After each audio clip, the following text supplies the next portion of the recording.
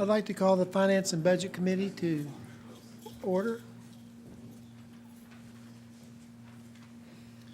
And the first thing that we have is the adoption of the agenda.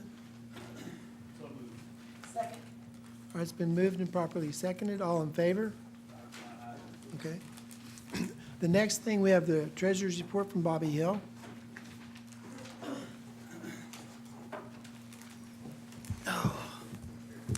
Hello, everybody.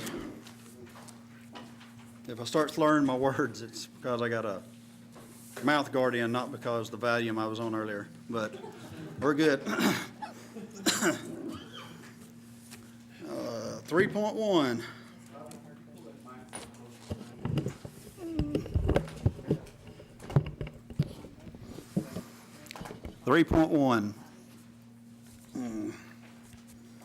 The first line there, the general expenditures came in over revenues, 2.3 to 1.9, and we ended October with just 8.8 million in the general fund. As y'all know, I like to have at least 10, or I start to get worried, but it is what it is. It's 8.8 to end the month, but we did get our October settlement in earlier this week, and as of today, the general fund has $12.2 million in it. And I figure by the end of the year, it's going to settle in around 11 million, which is more than $1 million less than this same time last year. Down to 2000 Road, they continue to do well. 3017 Jail, they had revenues of 1.5 million and expenses of only 1.2. So they ended the month with 833,000. I do not expect any more general infusions into the jail for 2018. Bottom of the next page, we began the month with 34.5 million in the bank. We ended the month with 36.2. 3.2, the 1 cent sales tax. Another good month for that, a little over a 6% increase over last year. For the year, about 308,000 over 2017, and we should easily make our projection at the end of the year. 3.3, quarter cent jail tax, also doing well, 418,000 more than this same time last year. Got 906,000 in this month, and again, we should easily make our projection. 3.4, the half-cent road tax, up close to 7%. For the year, we've got 1.363 in, and we should easily make that projection. 3.5, the employee insurance. We began and ended about 2.8, so at least for this month, all is well with employee insurance. And I added 2 extra reports just for your information. First report is January through October of this year, and the second report is January 2017 through October. The main thing is just the top line general. As I said earlier, we have 8.8 million currently. This same time frame last year, we had 10.1. So about 1.3 million less in the coffers, cash money, than we had last year. And that's just for your information. 3.6 and 3.7. Did you find it? J.P. Ecke. Thank you, Mr. Chair. Mr. Hill, you said we have that much less this year than we did last year, correct? Yes, that's What do just you in attribute- balance cash money. Okay, in balance cash money, not monopoly money. No, not budget money. This is actual money. What do you attribute that deficit to? Hey, Tom. Can you, I just look at those middle 2 lines, and that tells the whole Okay. story. 21 in revenue and 24 in expenditures. So that's, very simple, thank you. I mean, I'm not trying to be I know, but it's this is a simple, you know. complex situation, but it's also, But what my point is I guess let me rephrase my question. What expenditures did you see that stood out this year over last year that would cause this deficit? Well, I don't track expenditures like the comptroller does, but the main thing is personnel costs. Personnel. We gave those raises last year, I mean, and the year before that. Okay. I'm not against raises, so. I do think But that's employees something need that to we get need to raises, be but cognizant of, is this is the impact that raises have on the budget. I mean, not the budget, but the treasurer, what's in the yeah, bank. at some point, we're gonna have to, well, I'm not telling y'all what to do, but revenue has got to start catching up with expenditures or vice versa. And we've cut everything to the bone. Okay, I thank you. Thank you, Mr. Chairman. J.P. Bowman. Thank you, Mr. Chair. Didn't you say there's gonna be 11 million in carryover? That's what I'm expecting by going into 2019, 11 million. Okay. But What at was the same last- time, last year, we had 12.2 going 12.2, into, okay, so. coming into this year. It's still be the $1.2 million difference we're talking about. Okay, Something like thank you, thank you. J.P. Harvison. Okay, we had infusion into the jail of what, 488,000, 410,000 this year. 410,000. All right, there's another 688,000 that was spent. What was that spent on? 688,000 for, are you talking about what's left? Well, it was on the old, expenditures on the old schedule. It was something like, and I'm not going to say that was, but it was somewhere around $688,000 in addition to that 4,200 that we had for the infusion in the jail. And Well, this year we have- it came out of unappropriated funds. Well, this year we set aside like $1 million, I think, close to $1 million for the jail if we needed it.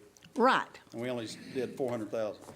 But we took some other money out of unappropriated funds, and I haven't been able, and I haven't sat down and really looked at it. And I was going to come down and ask you, and I haven't had time. But Where did- if you're not talking where about the did that- difference, I'm not sure what you're referring to. on Well, that. it was money taken out of unappropriated funds because this was the year that we were supposed to be flat and we're $1 million down. So if we had 400,000 of the jail and 600,000 something somewhere else, that's your $1 million that's been spent. And I'm trying to figure out where that $688,000 was spent. I would have to look. All I know is about the 410. Right, but it was on unappropriated funds, so anyway, Okay. I'll be down to see you. All right. Go ahead. Thank you, Mr. Chair. Just a quick clarification. So I'm looking back up here at the additional revenues we brought in on the sales tax for the year. Looks like about 5% for jail and the 1% sales tax and about 8% for the county road tax. So we're down, I guess is the right verbiage, about $1.8 million, you said, or $1.2 million? $1.2 million. $1.2 million. Is that even with those additional bumps in revenue? So really, That's with all the perhaps growth. the overspending was worse than $1.2 million. It was a little deeper than that. No, we just had enough growth to offset. We just had enough growth to kind of, do you anticipate, and I know you've probably got this in your stuff for next year, but do you anticipate that stream of revenue continuing at that level? I do, unless something, sales tax has been real good for at least the last 4 years. And I don't see anything really that is going to stop it or something that could happen overnight, but, so, and, unless we have another crisis in the financial sector, I think property taxes are going to keep going up as well. But it is a little more than the 1.2 overspend. It's actually 1.2 plus any additional revenues we we had over last year as well, so. That is a way of looking at it, yes. Okay, thanks, sir. Are there any other questions? Okay, if there are no other questions, then we'll go on to the comptroller's report.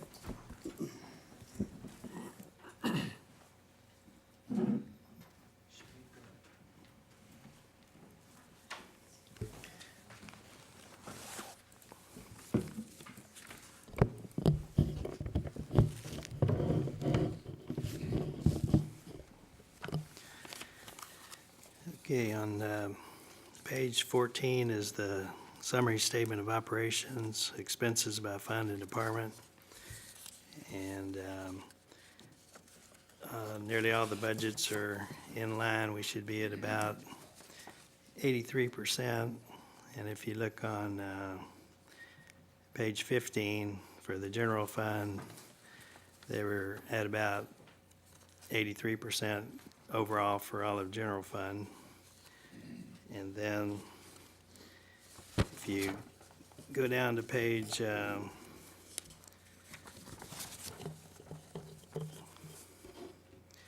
page 20, the overall for the special projects and general was 81% overall, so so we're about where we should be for our spending versus our budget. And then for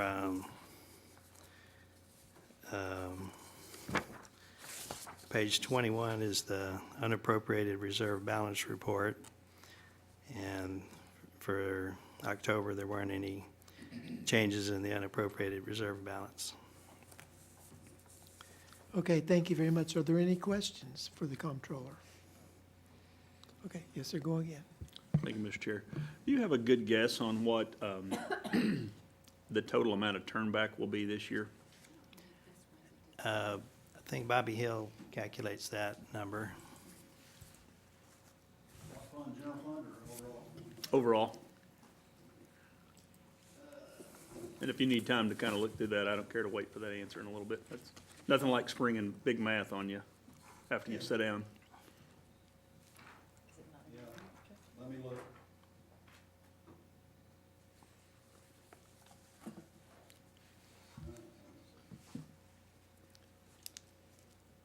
I was thinking 11 Overall, million. for all the funds that budget for,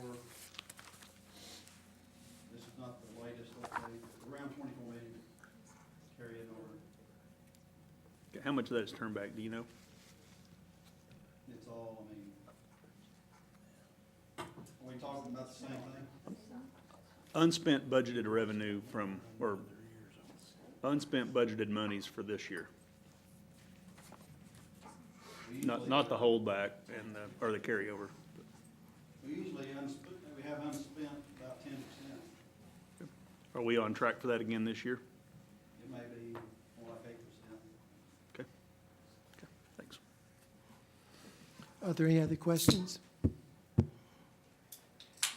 All right, thank you very much, Comptroller Shannon. Okay, the next thing on our list is Judge Beaumont has a line item transfer. I believe Ms. Frisbee's gonna. No, wrong judge, sorry.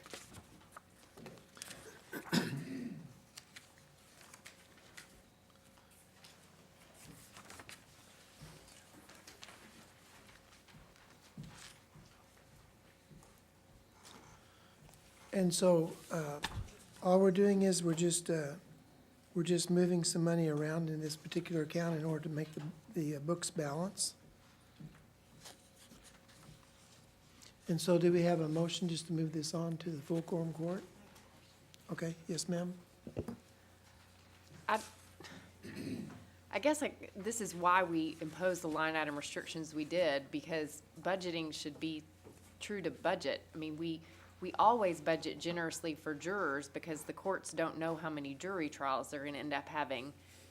And we like having that money left over, so I don't know that I feel good about all of it going to meals and mileage and cell phones. I'm just troubled that now we're seeing the reality of what our budgeting actually does, because this is the first year, thanks to JP Maxwell's change in budget controls, that we're actually seeing these. But, I mean, they technically still have a budget, but I think this is money that should be coming back, like JP Harbison was talking about, that should roll back to us. I mean, we're taking money from jurors to pay for cable TV.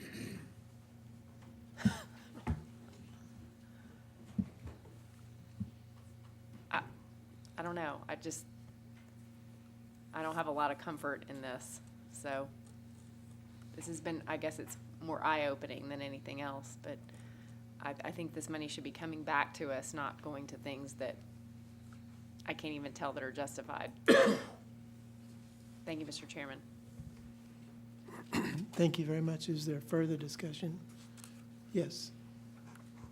Thank you, Mr. Chairman. I have a question. Thank you, Justice Madison, for kind of jolting my memory. Did we not disallow them to use cable TV for their courts? Didn't they come in last year asking that they wanted cabling so that way they could have these televisions and they're going to watch and they're going to do these ads, and we said no? That was the That's health health department. Okay, thank you. Health department, not, Right. so television and cable? I don't know. Well, my point being, if we disallowed it for the health department, why should we allow it for this judge? Thank you. Well, we'll see if we can get some answers on that. Yes, Ms. Masson? Thank you, Mr. Chairman. I'm a little worried that J.P. Dennis wanted to ask something, or maybe he was sticking up for. No, he's next. I'm Oh, sorry. okay. I just, Since we made this policy change a year ago, did all the elected officials, were they aware of that, the judges and everybody else? Or did we send a memo out, or, I mean, she seems to have thought that nothing had changed, that she could do this year what she'd done the previous year.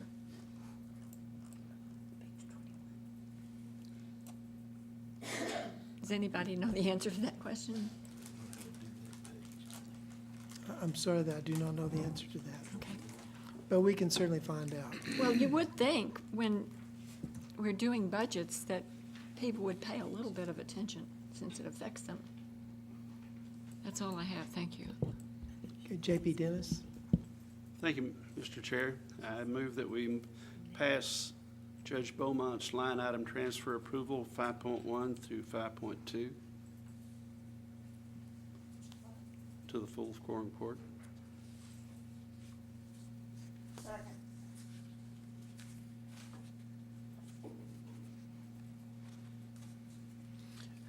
All right, we've got a motion and a second.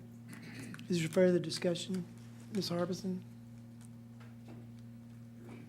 I just think that we need Judge Beaumont to explain Right. what these are, because TV and cable may be something that's completely different than what we're thinking it is and that kind of thing. So I think we need to invite her to come explain what this is. I mean, you know, I'm willing to send it on to the quorum court, but an explanation would be nice. Yep, and I agree, and we'll certainly do that. J.P. Pond?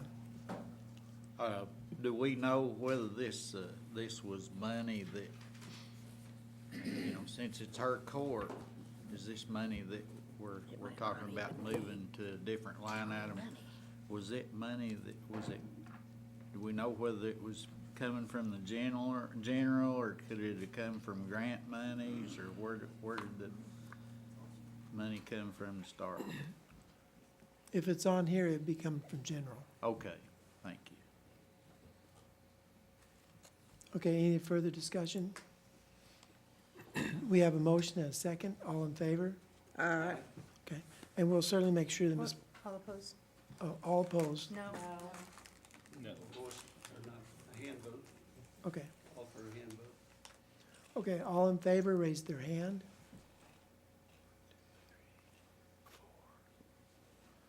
Okay, all opposed? 1, 2, 3, 4. Okay, so it did not pass. All right, so we'll see if we can get some answers on that. Thank you. All right, thank you very much. So now we're going to go on to Judge Zimmerman. And now, Ms. Frisbee, I believe you're the one that's going to Yes. talk to us about this one. Can I start? Yes, ma'am. Judge Zimmerman submitted the letter. We are basically in the red in some of the line items. And I don't recall that we received in our department an email stating that there was an annual percentage. But we did explain in that letter as far as why we have reached the 12%. Our drug kits, I think we have about $10,000, and we have always used drug screens.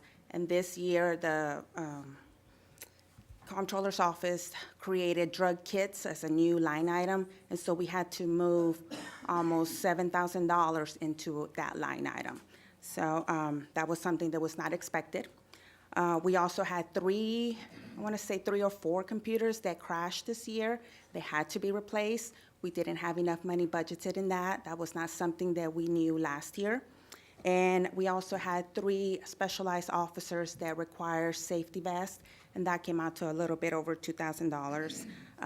Those are the reasons why we reached our 12% for the year. And basically, we're just asking for $2,000 to cover the line items that we are negative in. Under advertisement and publication, I didn't budget any for this year, and we had to announce bids in the paper this year for a new vendor, so we didn't have any money budgeted for that. I went ahead and requested just a little extra in case we have to reopen them again. I'm hoping we don't, but that's why it's $130. Currently, we're negative, I believe, about $60. Any questions? Yes, sir, Mr. Maxwell. Thank you, Mr. Chairman. A couple of things. One is, I don't know if everybody got a letter or not, but I know in our budget controls last year, that's when the 12% cap was enacted, so it may or may not have gone out in the letter. I don't know if anybody knows if we publicized that some other, but that's probably why you didn't get something there. I guess my question would be, have you already spent these monies, or are you planning to spend them? No, sir, these are items that were in the red, so they're So negative. you already spent the monies? Yes, mhm. Okay. I mean, that's the one thing I would say, is I think the intent of this was to catch this before, rather than, because it sounded like these are already spent, so I don't know. Well, and I apologize. Like I said, I didn't realize that $6,900 was gonna hurt me. So I requested the line item transfer, and then I was told that we had met our 12%. I didn't know that was not something that we planned on. We were forced to move that money. So the line item just changed from drug screens to drug kits? Yes, You didn't really change the intent of the expense? It No. just has a different level? Yes. Okay. But the other two, we've already spent the money. yes, we had to buy computers, Okay. and we had to buy the safety vests. I think the intent of the cap or whatever was so that we would know about these transfers before they happen. I don't have any problem, especially with the first one. I think if we just change the name of it, then that doesn't look as much to me like a transfer of monies as it does just renaming that line. But it does concern me a little that we're doing this after the fact, not beforehand, so. I understand that, sir. We budgeted about $3,000 for computers, and like I said, we had to replace them. That was not, I guess. So you're saying that in the future, if we have to buy any computers, we should come, okay. And just for the record, my understanding is the IT is taking care of that in the future going That's forward. correct, that's what So I've been that informed. should relieve some of the Yes. burden on that. Yes. Ms. Masson? Thank you, Mr. Chairman. Do you spend any money on cable TV? No, ma'am, we don't. We don't Thank have you. any TV. JP Harvison? Do you have money in your budget that you want to transfer to these items? Is this what I understand? You have Yes. the money, but you want to transfer that money to pay for these items that Yes, you've like already in general purchased? supplies, we run out of paper. we're down to 8 boxes for the year, and so I'm asking for $300 to buy paper. Okay, thank you. I move that we approve these. The second. Oh, Then just a you'd have minute. to second. Second. JP Pond made the motion, Oh, we did. Oh, I didn't. but you can second, I'll second the motion. Is there further questions? Are there any other questions for Ms. Frisbee? Any public comment? Okay, so we've got a motion and a second. All in favor? Any opposed? Okay. So we'll go on to the next one. And the next one is an ordinance that we're anticipating $10,000 in law enforcement grant fund. And then we approve, we're appropriating the $10,000, am I on the wrong one?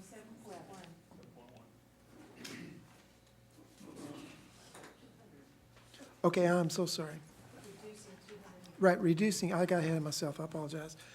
An ordinance reducing $200,500 from unappropriated reserves in the court cost and fines fund budget for 2018 and appropriating said $200,500 to the other professional services line item in the building and grounds budget for 2018. And this was the money that was necessary to move the courthouse upstairs. And so, and we've kind of fleshed this out, or the different people have fleshed this out, and from everything we can determine, this is certainly something that is appropriate to do this. Yeah, J.P. Masson. What were the bond advisors from Little Rock? What did they say? I mean, this is money that's pledged to pay off a bond, and I was very concerned that if we Oh, yes. dipped the, I apologize. I'm not sure whether, Mr. Hill, could you explain this to me, or I can't, I'm not sure. Maybe Carl could explain it. Yeah, we're talking about the bonds, but I haven't talked to bonds. I don't know anything about that. Brian, good. Brian did check with the bonds people, and he was, at 3 o'clock, he promised me he would send you an email on that, stating what he had found out who was supposed to get the email? to Bill from Brian. Not to us.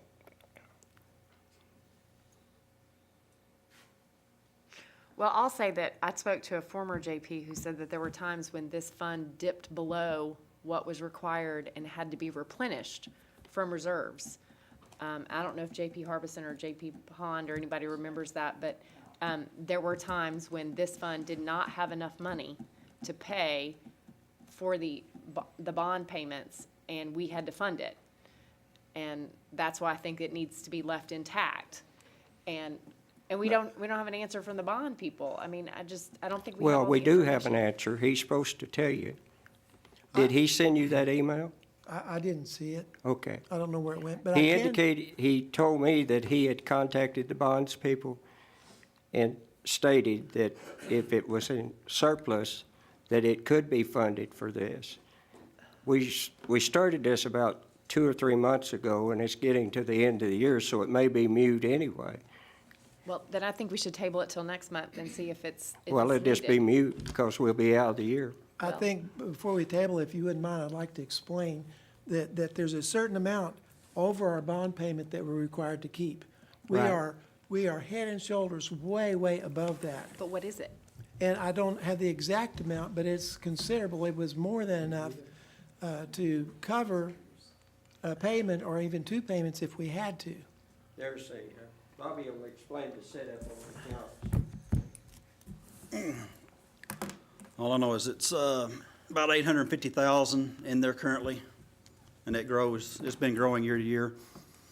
So I've talked to auditors here, I've talked to AAC, and they never could tell me if it was right or wrong, but there is language that if there is a surplus, you can use it for court-related activities.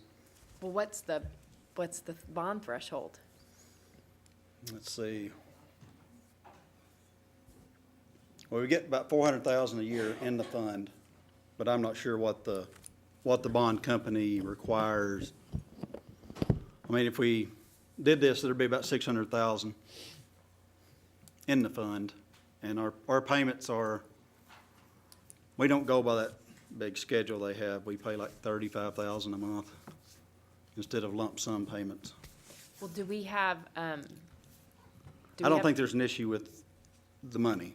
That's what I can tell you. I don't think we're gonna run short.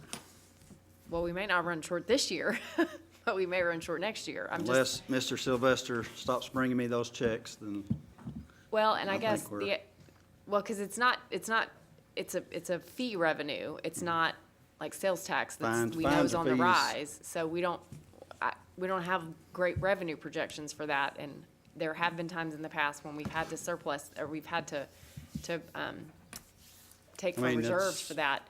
I'm sure that's within the realm of possibility. I don't see it, but Well, and then I guess, what information do you have to show that the $200,500 is in fact going to a court? Because this is going into a fund that could be used for other purposes. Because this is Well, I going mean, it's- into a other professional services line item in the Buildings and Grounds Fund. And as far as for- I'm concerned, I'm putting it in general fund in my Right. office. And then the comptroller will do something with the buildings and grounds.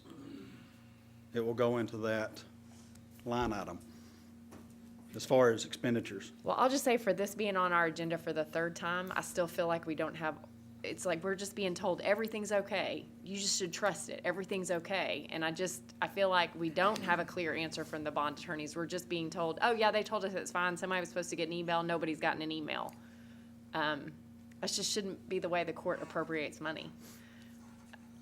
Anyway, and we have less than 2 months left in the year.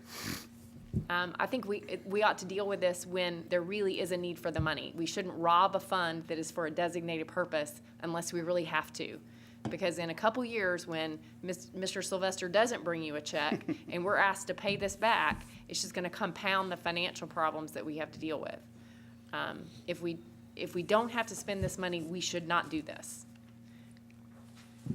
So- According to my calculations, our yearly payment is $420,000. And so if we've got $850,000, I'm thinking we could probably get by on $600,000. We could go for a whole year without having to take any money But- from anyplace else. But I'll say this, we don't know what the threshold is that the bond people require us to keep in there in addition to what we're supposed to pay. And we also don't know if Buildings and Grounds in fact needs the money.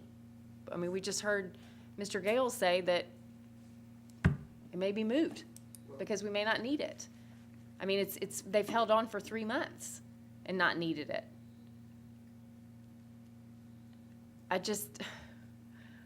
I understand that you're frustrated about it, but I don't see any issue with it, and nobody else sees an issue with it. I do. Well, by nobody else, what I mean is that the people that deal with this on a daily basis, I'm sorry. But it's our vote. Yes, We're the ma'am. ones that have to vote. We're the ones that have to decide if this is a proper expenditure of funds coming from the proper fund and whether it's necessary. And I feel like for 3 months, we've asked questions and we get vague responses. We get people giving us the best that they've got. I mean, our treasurer, this really isn't his job. I just don't think the quorum court should operate on half information. If we're being asked to do something that is not routine and is abnormal, we should be given clear answers to our questions.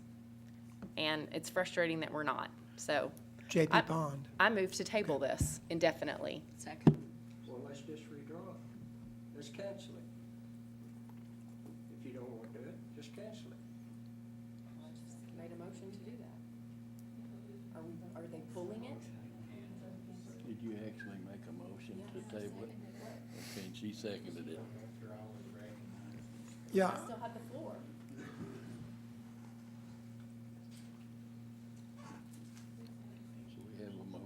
second. We have a motion and a second, and we need to vote on that. And so, all in favor of tabling this, raise your hand. 1, 2, 3. All in favor of not tabling it, raise your hand. 1, 2, 3, 4, 5, 6, 7. All right, let's hear what Mr. Pond has to say first, and then we will. I looked at this with much caution, and I had requested that Mr. Hill contact Association of Counties myself. He already had. And with the information that they got from Mr. Hill and everything else all around, with much caution and all that's been said and all the evidence, I move that we pass this. Right. Okay, I believe there is some more discussion. All right, Mr. Maxwell? Oh, I'm Thank you, sorry. Mr. Chairman. Just one thing, I don't want to get lost in the weeds here, and I don't know that much about bonds and all the funds and all that kind of stuff, so I'm not really addressing that. But one of the things that I think we all try to do is be somewhat responsible and somewhat forward-thinking with how we spend our money. And the math that I've this has taken a step back from some of the legalities of it. But we're spending about $50,000 a year with benefits, salary, and all that for a security officer over at the other courthouse. Now that this has been moved here, we're not having to spend that additional security money plus whatever equipment, whatever. So this is very simple math, but in about 4 years, if this $200,000 is what it took to renovate this 5th floor and turn it into a courthouse, in 4 years, this is a net zero if you just look at that. I don't know if there are other efficiencies, other costs, whatever, but it does look like to me that we're making good use of some unused space up here and recouping some salary dollars. So again, there's another question about legalities, bonds, and all that kind of stuff. I'll leave that for someone that knows a whole lot more than I do about that. But I do think financially sound, this is not leaving us in the red when we're at the end of this. So I just want to make sure we don't lose that. Thank you, Mr. Chairman. Thank you. All right, Ms. Sue Masson? Thank you, Mr. Chairman. When this first came up, I called legislative audit and talked to the auditor that does county business, and she said that this money can be used for other purposes, for the administration of justice purposes, if there is a surplus.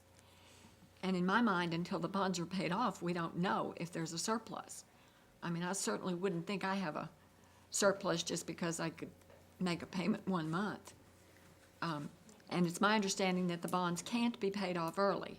So we couldn't start chipping away at this if we wanted to.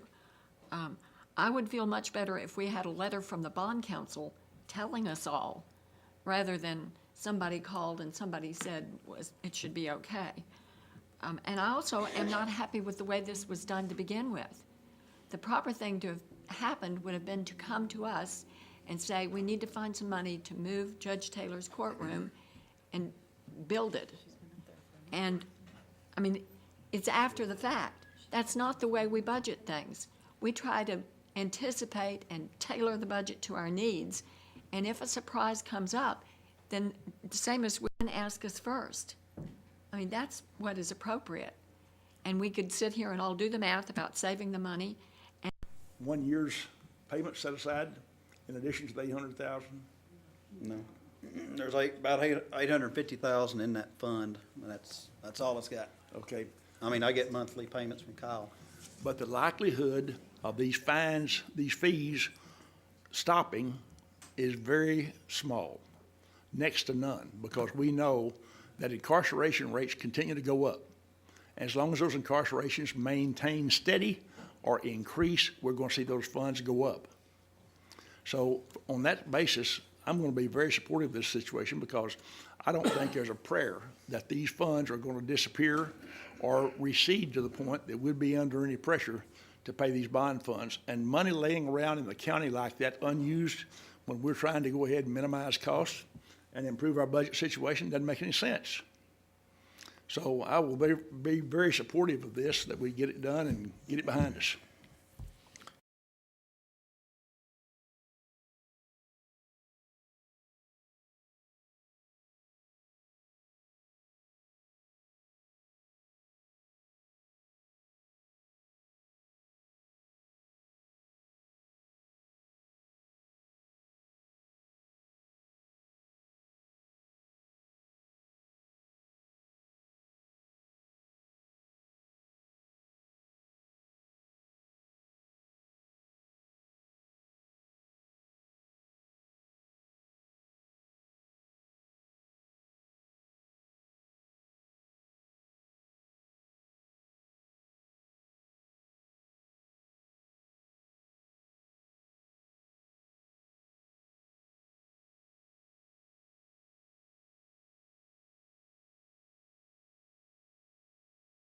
Thank you. Is there further comments? Yeah, I wanted to Oh, say yes, sir. I'm so sorry. Go right ahead. JP Maxwell's talking about the money we're saving on these security issue, and we're still paying those people. We haven't really saved that money. That's just they're being used somewhere else. But one of my problems is we spent $500,000 on that court that's down there in the Terminella building already. And it's my understanding that none of that was used in the new court. Am I right on that? And even, So what happened to that $500,000 worth of courthouse equipment that was sitting down there? Is it still? $500,000 was for the total build-out. Well, I know there's a little cell and stuff there, but it was for the court. The whole build-out on that. That was an unfinished building. Well, I know, and a good portion of the bottom floor is still unfinished. Right, That's what you're gonna put the MSU in. the CSU, yes. CSU, I'm sorry. But, see, I've been in that courtroom itself, and the furniture and everything in there is beautiful, very nice condition. And it's still intact, just like it is. But I couldn't understand why it couldn't be moved up here and set in this court instead of going out and spending another $200,000 to put a courtroom in here. I'm talking about the bench itself and all that stuff, which is very expensive to build. Plus, I'm one of those that, when money is going to be spent like this, if it's not already in a line item, to come to the court and get it in the budget to start with, instead of doing this reimbursement on all this stuff. I don't like reimbursement. I like it to come through the court first, get approved, the money delivered to where it's needed, and get the work done. We've talked about the $600,000 we're gonna spend on that lower floor over there in the future. But I don't know whether that's ever been actually budgeted or not. It's just it's gonna cost to do it. So anyway, I've got problems with this, 2 or 3 problems. So, I'm probably not gonna support it, but I'm not gonna stop it either. Thank you, Mr. Chair. Yeah, Sue Madison. Thank you, Mr. Chairman. This is a small comment, but just because judges levy fines on people doesn't mean they always pay them. And actually, our circuit clerk and I had some discussions about that in the past week. I think right now there's a sizable amount of money that's owed for unpaid fines, and that's where this money comes from. So bear in mind that if times get bad and people get poorer, paying their fines might come after food for their kids. Are there any other comments? Just Mr. Maxwell. Thank you, Mr. Chair. Maybe either Mr. Sylvester or Bobby Hill, either one could help us. What's the annual intake for this fund over the last couple of years? What's history told us about it?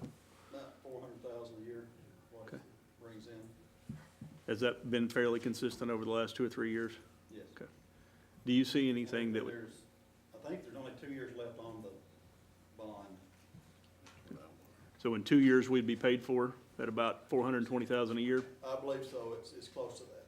Okay.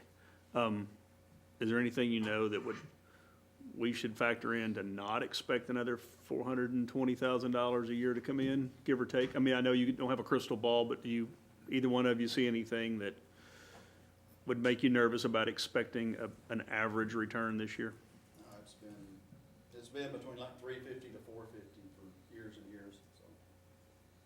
And like you said, something could happen, but I'm not expecting it to happen. Thank you. I'd just like to add one other comment, that is, all of us hopefully have been looking at the budget, and there is no money in our budget. I mean, we're going backwards in a big way. This would help that, because it may go into their fund, but there is no such thing as a revenue neutral, because if you spend it here, it has to come from there. They may not spend it then it would go into the general fund and be part of the overall bucket. And so we need to if we have an opportunity to not take money out of the general, indirectly or directly, I think we need to take advantage of it because this money is just sitting there. And we're asking people to cut. There are a number of departments that have really done a lot of things to be more efficient. And we're after everybody to do all they can to spend less. And we need to be consistent in what we're doing there. I don't disagree that we should have known up front, but the reality of the situation is this is where we are now. And we've kicked this can down the road. And so if it's all right with everybody else, let's go ahead and vote on this. Okay, so all in favor, raise your hand. All opposed? Okay, and it passes, so it's going on to the full quorum court. How many votes? Like 63 or something. Yeah, you had 4. 1, 2, 3, 4. 6 or 7. Yeah. Mr. Chairman, while they're discussing the raising of hands, Chief Gales, wasn't a lot, the courtroom upstairs, we were invited by Judge Woods to visit the 5th floor judge's chambers. Yes. And you were not lavish in your expenditures of that courtroom, but let me tell you what, it is lavish and beautiful because of the economies that you took. That, all those facilities were made and manufactured by our inmate program out of wherever it is, their factory down there in central Arkansas. So that is all constructed with inmate craftsmen, and they did an excellent job at a very, very low price. So if we were to have used another outside manufacturer craftsman of the same Probably caliber. 2.5 times of what it would cost for what we paid. So y'all are being mindful of the dollars that you spend, and yet the quality of the material and the product that y'all are producing. This courtroom, that courtroom upstairs has just solid wood, oak wood that is beautiful. And it's not something that's just pressed particle board that we're going to have to replace in 5 years. And the judge is it's going to get a lot of wear and tear. I think it will be as durable as the old courthouse is that Judge Beaumont operates out of because it's the same quality of wood.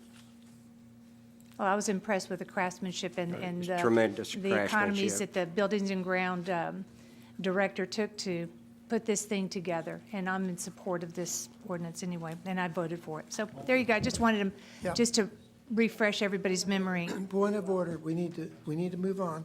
So now we've got an ordinance anticipating additional revenue of $10,000 in the law enforcement grant fund for 2018 and appropriating $10,000 from the law enforcement grant fund to the ADR grant budget for 2018. Move to pass 8.1 to the full quorum court with a do pass Second. recommendation. It's been moved and seconded. Is there any public comment? Okay, all in favor?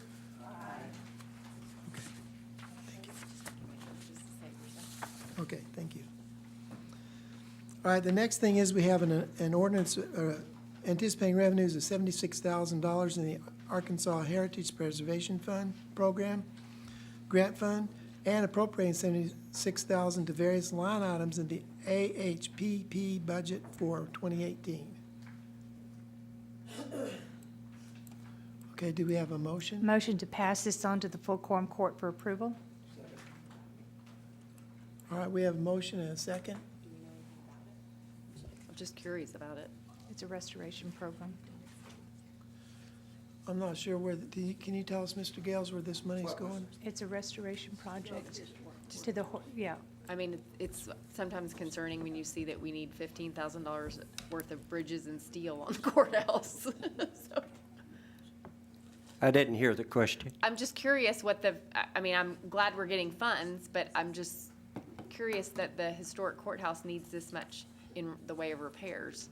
This, the primary repairs, this is a continuous yearly grant that we've got on the historical reservation.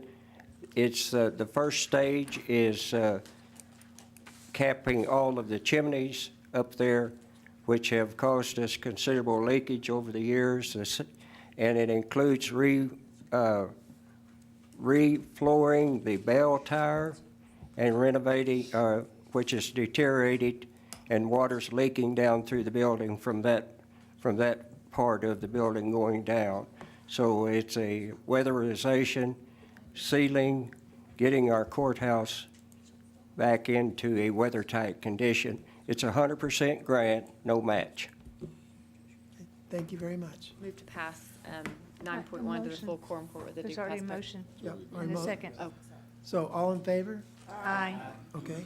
So we'll go on to the next one. It's an ordinance anticipating additional revenues of $827,951 in the DEM grant fund and appropriating the amount of $827,951 from the DEM grant fund to various homeland security budgets and security budgets.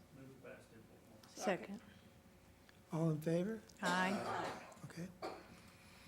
The next one is an ordinance anticipating additional $150,000 in the Rural Community Grant Fund and appropriating $150,000 from the Rural Community Grant Fund to the Bridges and Steel line item in the Parker Branch Road Bridge Mitigation Project.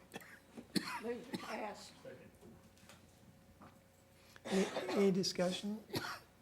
All in favor? Aye. Okay, and the next one is, it's an ordinance anticipating additional revenues of $325,000 in the drug court grant fund and appropriating the amount of $325,000 from the drug court grant fund to the SAMHSA 2018-2019 grant budget for 2018. Second. The next one is all in favor? Aye. There we go, can have myself. The next one is an ordinance anticipating additional $929,999.82 in the Brush Creek Road Bridge Fund of the FEMA Grant Fund and appropriating $929,999 for the unappropriated reserves of the road fund to the following line items in the road department budget for 2018. Okay, and then the next one is. All in favor? Oh, I'm sorry, all in favor? Aye. You can tell I'm getting ahead of myself. An ordinance, Any public discussion? an ordinance recognizing additional revenue of $330,000 in the road fund 2,000 and transferring $330,000 from the road fund 2,000 to the FEMA fund 3,400 and appropriating $330,000 to the 2018 FEMA 2017 flood budget. Second. All right, all in favor? Aye. Okay, and as you can see that our grants person has been very, very busy. And we're very grateful for that. It's very, very helpful. So we're going to get in, excuse me, we're going to get into budget review.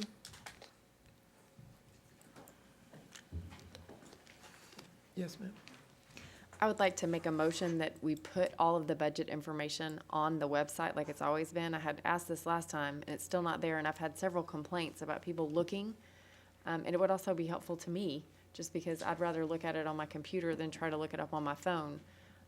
But I think the committee should take formal action for it to be placed there, because it appears that's necessary. So I would make the motion that the budget information for 2019 be put on the county's website.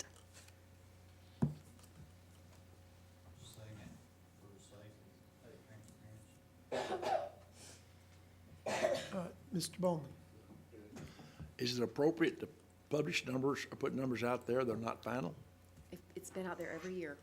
I Okay. didn't know that. Well, Oh, yeah, the final budget, but I didn't know it was the ongoing Yep. budget. It's, I've our never budget, seen our that. proposed budget is a matter of public record. It should absolutely be put as a proposal on the website. It has Okay. been since, I don't know that it was the first year I was on the court, but pretty soon after that, it was available on the comptroller's page.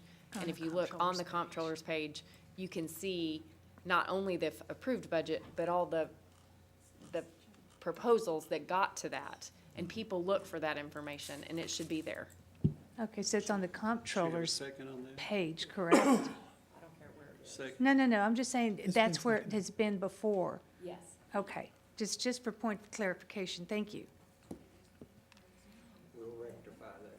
So they'll make sure it gets done. Well, let's vote. Okay, we have a motion and a second. All in favor? Any opposed? Okay. All right, so Mr. Gales, you'll see if that gets done, you and It Shannon. will be done. Thank you.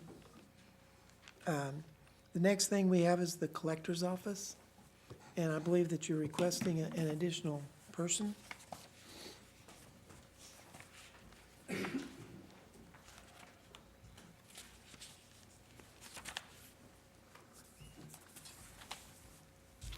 Hello. Yes, I'm actually requesting a grade 11 to expand our Springdale office. We have 2 people in our Springdale office. It's the busiest office that we have. And the assessor's office has 4 people, and our 2 people are trying to keep up with the 4 people that are up there for the assessors. So it puts a lot of strain on us to keep up with what they're doing. Okay, thank you very much for explaining that, and you can see that the cost on that, it looks like altogether that's $37,465. Does that sound right? 27,388.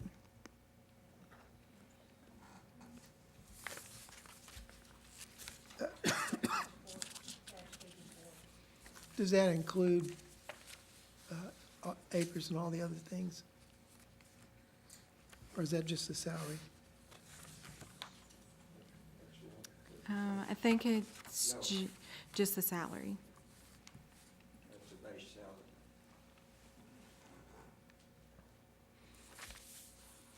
salary. And about how much, well, I guess it doesn't really matter, I mean, at this point, the exact amount of money. Is there any discussion on this? I have,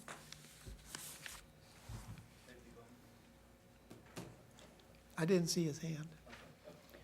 J.P. Bowman, and then Ms. Seki.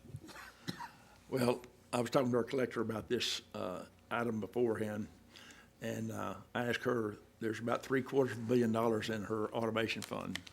And I asked about the use of that money versus other opportunities there.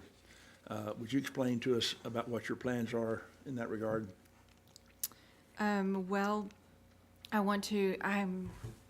I have cushioned it a little because we're gonna have to redo our office in Springdale as well, because I don't have room to expand.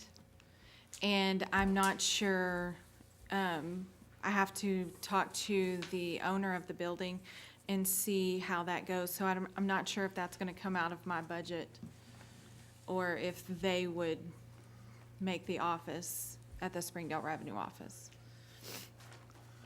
And so I have cushioned it so that if it happens, I can, redo my office up there. But from what I understand, those funds would come out of your automation fund? Yes. Okay, so this wouldn't be coming out of general funds? No. Okay, so basically, it's just a matter of approval of a new employee? Mm-hmm. Okay, all right, thank you. so all of this is gonna come out of your automated fund? Even the employee will come Even out the of- employee. So do you know if we contractually have an agreement with the land, or the landowner, building owner, to do any kind of build-outs where they do, because you're improving their building?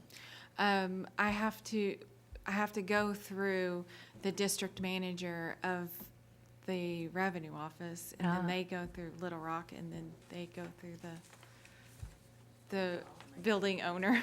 Sure, So we are actually working on it right now. okay, to see if there's any kind of build-out money that he has. Right. Thank you. You're welcome. Are there any other questions or discussion? Okay. It's been motion's been made and seconded. Butch Pond? Yes, I appreciate this, you taken action on this, actually. I personally, because it's a, with that being a very busy office, we want to be able to get people in and out of there as quick as they can, so more of them don't come down here and have to go through this, go through this security. That's the reason they're going there, is they don't want to do Yes. the security Well, here. yes, ma'am, I appreciate that they are, because the more bottlenecking we have down here, you know, because we've got several people come in here for all kinds of business. I thank you very much for helping the folks up there. To them, it's a convenience. Yes, For us, it's efficiency. Thank you. you're welcome. Okay, so we have a motion that's been seconded. Any other discussion? All in favor? Aye. Okay. All right, so thank you very much, Ms. Wood. Thank you.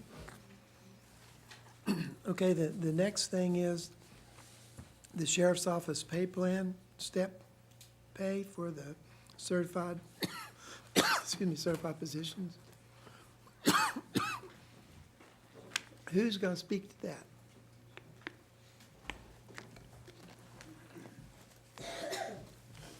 Oh, if you notice, they're all sitting on the back row hiding.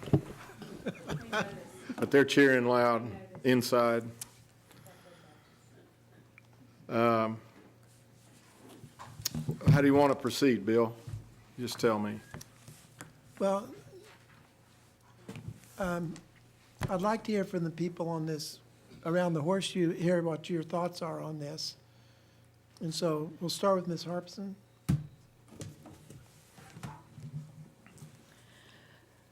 I'm in favor of the step system if we had the money.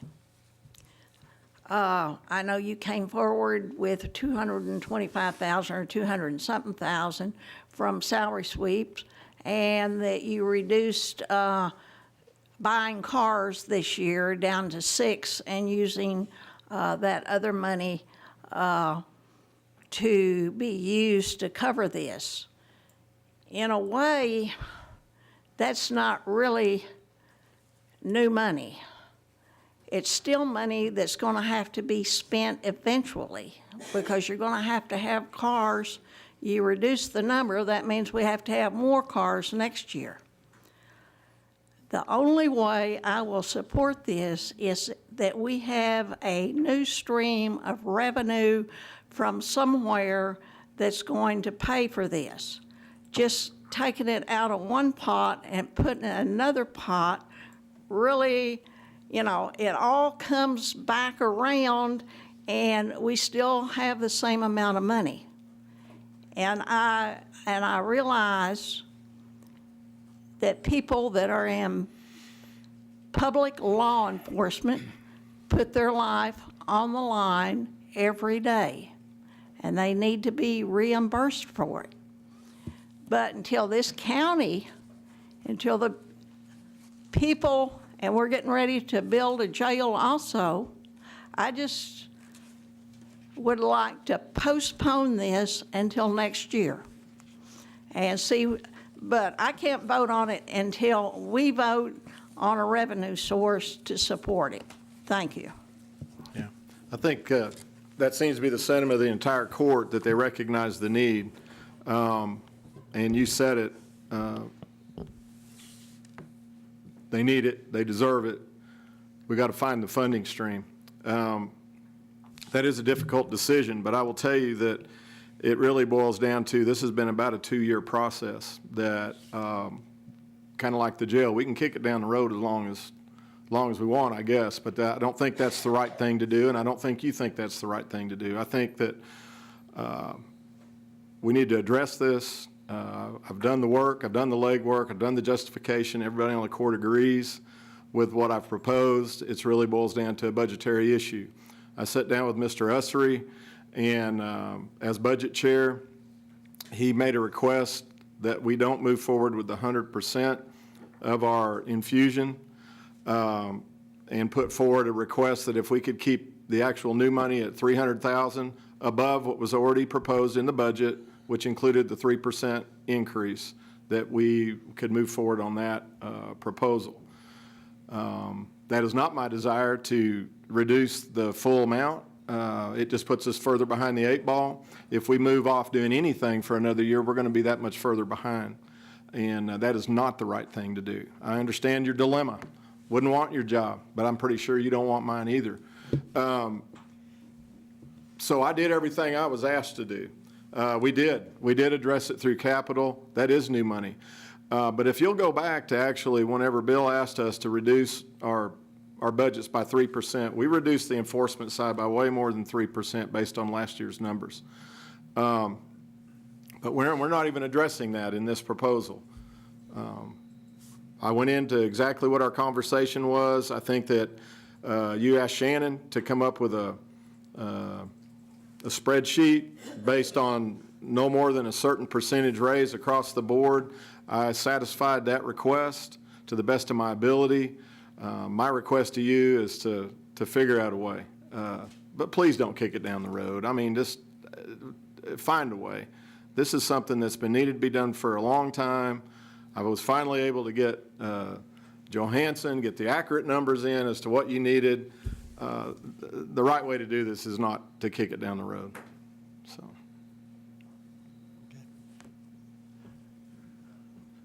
Well, I really don't want to kick it down the road. Then don't. But there are 14 other people on this court besides myself, and we have some hard decisions to make about money. Sure do. And, are we going to make those? And I think we have to have a commitment of whether we're going to do that or not before we can support this. Thank you. Mr. Bowman. Thank you, Mr. Chair.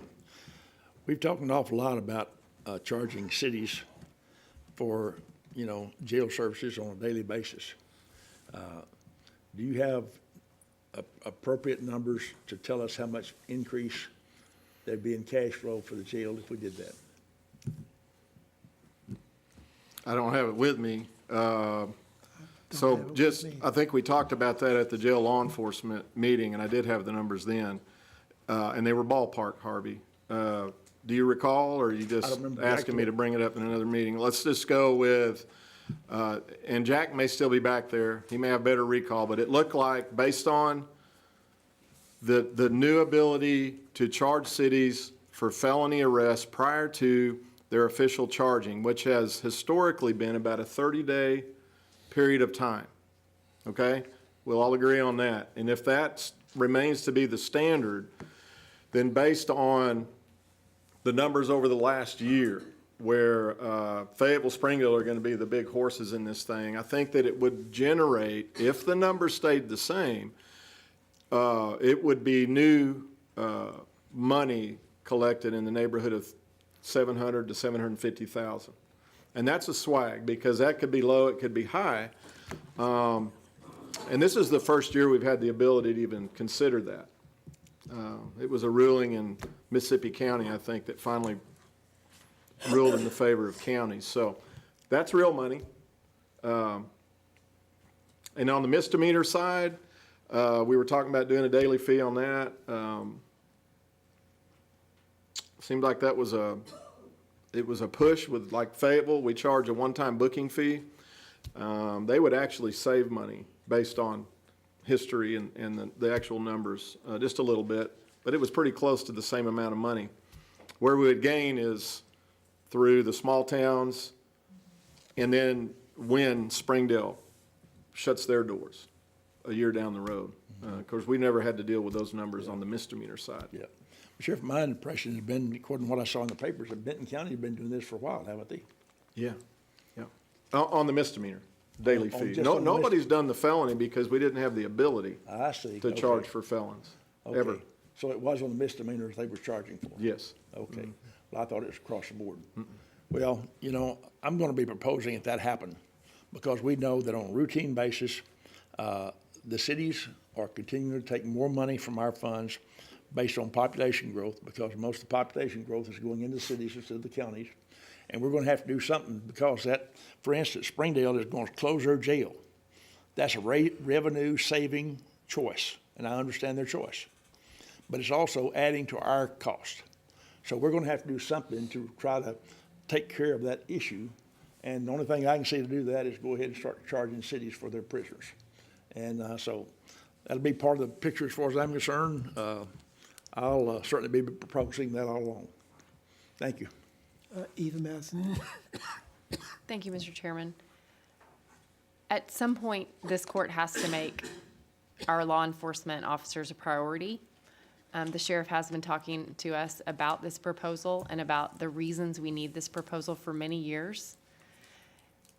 I don't think we quite understand the cost to the county in taking in new officers, training them, and having them go to Fayetteville. It harms every officer out there that they work with folks who are inexperienced or whatever. And so at some point, we have to just make it a priority. And to say we can't afford it when for years, we've afforded everything we've wanted to do when we haven't had the money to do it. If you look at the numbers, we have new revenue in the general fund this year is $27.5 million. And we have $30.6 million in requested budgets. It was about the same story last year. We funded it. So how can we say we can't afford this when that's the way we've budgeted for years? Because we have always relied on our reserves. Now, I will say that's not smart budgeting because we have constantly budgeted by using our reserves that are dwindling without any plan for how we're going to replenish those reserves. Every time it comes up that we talk about raising taxes, everybody freaks out. And I understand why. It's not an attractive option. But this is going to become a real problem. At some point, we can't continue to budget this way. But to say to our law enforcement officers, we can't afford this when this scenario is no different from the scenario last year and the year before. When we gave the major market increases where everybody got at least a 5% raise, we couldn't afford that based on new revenue. We couldn't afford the raise we gave last year based on new revenue. So we shouldn't sit here and tell Sheriff Helder we can't afford the raises that your people deserve because we can't afford them, because we can. And I'm going to say right now, we have barely scratched the surface on this budget. But I'm looking right here. The road department has $10.5 million in projected new revenue. They are asking to spend in their requested budget $10.4 million. So they're actually requesting less than their new revenue. But they are sitting on $3.3 million. They're going to have $2.2 in unappropriated reserves. How can we say we can't afford things in the general fund when the road department is going to be sitting on $2.2 million they're not asking to spend? We can make this work. We just have to look at all the numbers and make it come together. But I don't feel good about telling our law enforcement officers, we can't afford a raise for you when the road department is sitting on $2.2 million they're just going to have in the bank all next year so that we can say, have this conversation again next November. And I'm not robbing the road fund. They're not asking to spend it. They are not asking to spend it. They have 1.3 today in reserves. Today, and they just got $300,000 in FEMA money, which I would imagine they won't use by the end of the year. So they're going to end the year with probably $1.5 million that they're not spending. Now, if they told us they needed it and they were asking to budget it, it would be a different scenario, but they are not. So I would challenge all of you to decide what our priorities are. Letting the road department sit on $1.5 million in money they don't need, or paying our police officers what they deserve. I fully support this. I don't know why you've been asked to not fund it at 100%. I think it should be funded at 100%. That's what I was working with Kelly on. That's what I want to do. And this court should find a way to do it. If we can't do it all, let's find a way to do a meaningful portion of it and commit to do it. Because otherwise our law enforcement officers will just continue to suffer, and that's not fair. So look at the full budget and decide what we can really do. But shaving off $10,000 here and there, we can brag about that. That ain't gonna get us there. We gotta look for chunks of $1 million. That's what we need. And at some point, this game of spending our reserves is going to come to an end. And we're going to have to figure out a way to do that. But I fully support this. I want to fund it at 100% if we can. I realize 100% may not be possible, but we should get close. We should get close because we can look. If you look at page 36 of your packet, 16.1, and the total budget summary, we can make it work. Thank you. My, if I may, Yes. my understanding from Budget Chair Ussery was that if we weren't able to pare this down, the rest of the county would suffer when it came to cost of living raises. And I need to make sure the court understands that the sheriff's office actually does have half of the county employees.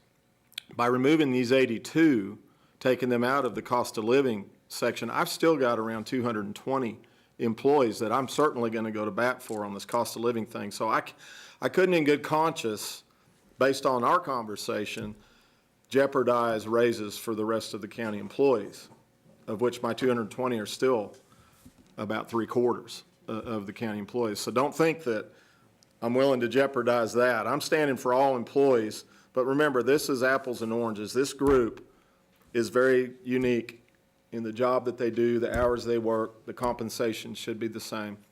All of law enforcement in Northwest Arkansas draws from the same pool. Think about that. It's not that I'm just losing them to another agency after I've trained them. Why would they come to work for me when they could go to work at Fayetteville or Springdale with an immediate raise right off the bat? So this is very important to the future of the Washington County Sheriff's Office Enforcement Division. Thank you. Mr. Patterson? Speak loudly, please, just like me. Well, I've sat and listened to this, and he was right. There's no option to go on any farther without doing this. When I run for this job, law enforcement was the most important thing that I wanted to protect. And that hasn't changed one bit. And it's not gonna change. It can be done. I've seen us go here when we've had to borrow money to buy cars. We had second group, and the third group was on the third group of cars, still paying $3. And we paid all that off in 1 year. This has to be done. Now more than ever.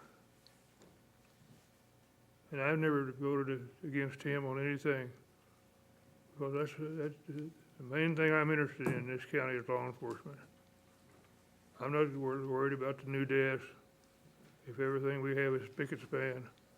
But these guys go out there day or night, lay it on the line. When I come on this court, I was amazed to find that we had at times 2 people in the county at night by yourself. You're sitting over south of Siloam Springs, and you're in Spring Valley. You're not going to do any good. What's going to happen? You have no control over what you can't go in there and do anything because you're too far away. And I actually one morning a few years ago pulled out on the highway going to the airport at 3 in the morning, and there was 5 cars at a car stop about 2 blocks from my house. 3 of them were sheriff's office, 1 highway patrol, 1 Springdale. I got relatives in law enforcement. Got some in Springdale right now that is not law enforcement. This just needs to be done. I don't see any excuse not to do it. We just got to figure it out. That's all I really got to say. Just remember, we got to figure it out. Thank you. Ms. Sue Madison, thank you. Thank you, Mr. Chairman. Is the Sheriff's Association or any other statewide body looking at this issue of reimbursement from the state to see if there's a session coming up? Are you talking about prisoner reimbursement? Yeah. Yeah, I mean, the Sheriff's Association, it's a continual discussion, and I know that one of our former sheriffs just ran for the legislature, just texted me as I was on my way to this meeting that he had been in a meeting with the governor, and they brought that up then. So it'll be talked about. And I know that Mr. Ussery has talked to several people that are willing to look into it, but the association will always address this issue on an annual basis. Well, I know they're talking about cutting taxes. I think it would be absolutely criminal for the state to cut taxes and not take care of their expenses like this. I mean, why should we be paying for expenses that are rightfully the state's and them not cover our cost? I mean, it makes me downright angry. Well, keep after it, and let's try to work on the legislature now that we know who will be there. Thank you. Butch Pond? Charging a daily fee was brought up earlier, and you answered accordingly. And it seems we've kind of moved the discussion away from that, which that is a substantial way to cover a stream of revenue to cover a lot of these expenses, to take less money away from general to put into the jails. Now, if anybody's serious about that, that needs to be discussed first, because that is a source of revenue. We can buy the cow with that. Well, as long as some of them are getting the milk free, they're not interested in buying the cow. It's unpopular. We're not, but if you're serious about it, that needs to be discussed first. It needs to be discussed early on, because all these little towns and the cities, they're working on their budget right now, and they need to know if we're going to start charging them a daily fee. And that way we can be a little more comfortable to do what we know we need to do for our deputies. It is a serious issue.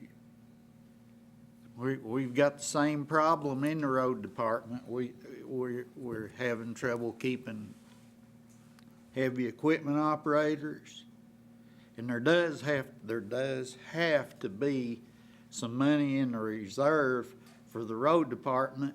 We don't know when we're going to have another bad winter with ice storms and have to replace 2/3 of the windshields on the graders from the ice-covered tree limbs breaking the windshields. When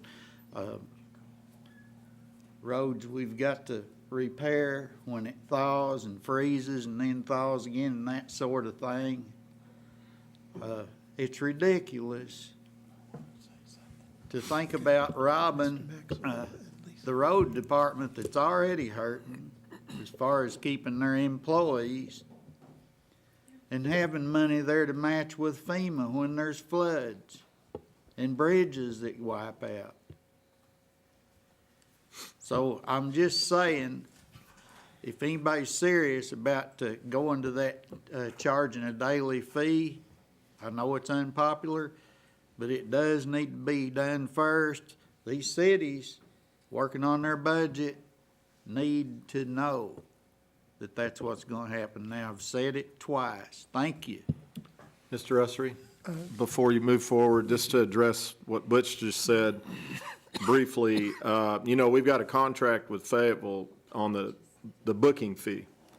And it's already been submitted, and it's in the county attorney's office, but I had an email conversation with Brian, and he indicated that the contract's on hold up there until the court does decide whether they're going to move to a daily fee or honor the existing contract. I notified Chief Tabor, Chief of Police at Fayetteville. He notified the mayor. They're notified that could be a possibility. So just so you know. Thank you. Thank you very much. Once we finish this discussion, I think we probably need to make a motion that we move forward with this to get the wheels turning. I've asked some time back for what it would take. I haven't heard back yet. So maybe if we make a motion to do that, I think that might be beneficial to all of us. Mr. Maxwell? Thank you, Thank Mr. you. Chair. I guess two things. One is, I do think, to be fair to the cities or whatever, before they budget, I do think we need to bring this question to the table, and instead of floating it out there and them not really knowing how to react to us, I think the right thing to do is to vote it up or down and move forward, or leave it alone, but make it final. But I wanted to ask a question with this new Mississippi County ruling. So practically speaking, is that something that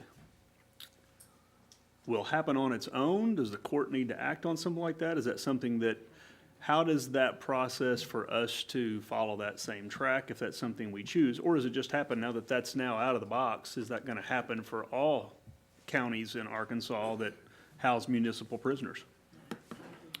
It doesn't just automatically happen. It's something that each county decides on their own if they're going to charge other cities, other entities to hold their prisoners. So it's totally within the court's purview to make that decision.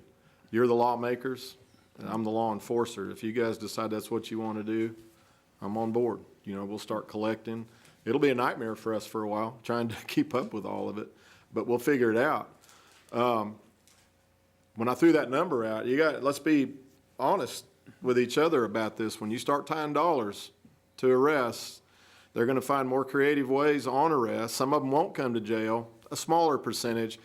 But I don't know if Matt's still sitting back there, but you want to talk about the heat getting turned up on the prosecutor's office, the public defender's office, and our whole judicial system.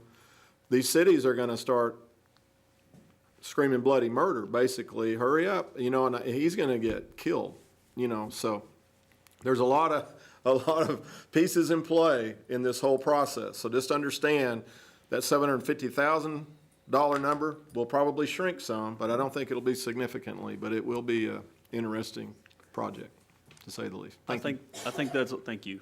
I think that's also something that we need to, in a timely fashion, decide what we're going to do with, so that we don't leave everybody from our prosecuting attorney all the way down to the municipal authorities wondering which direction we're going to go. So I do think that's something that we need to act on fairly quickly. Thank you, Mr. Chairman.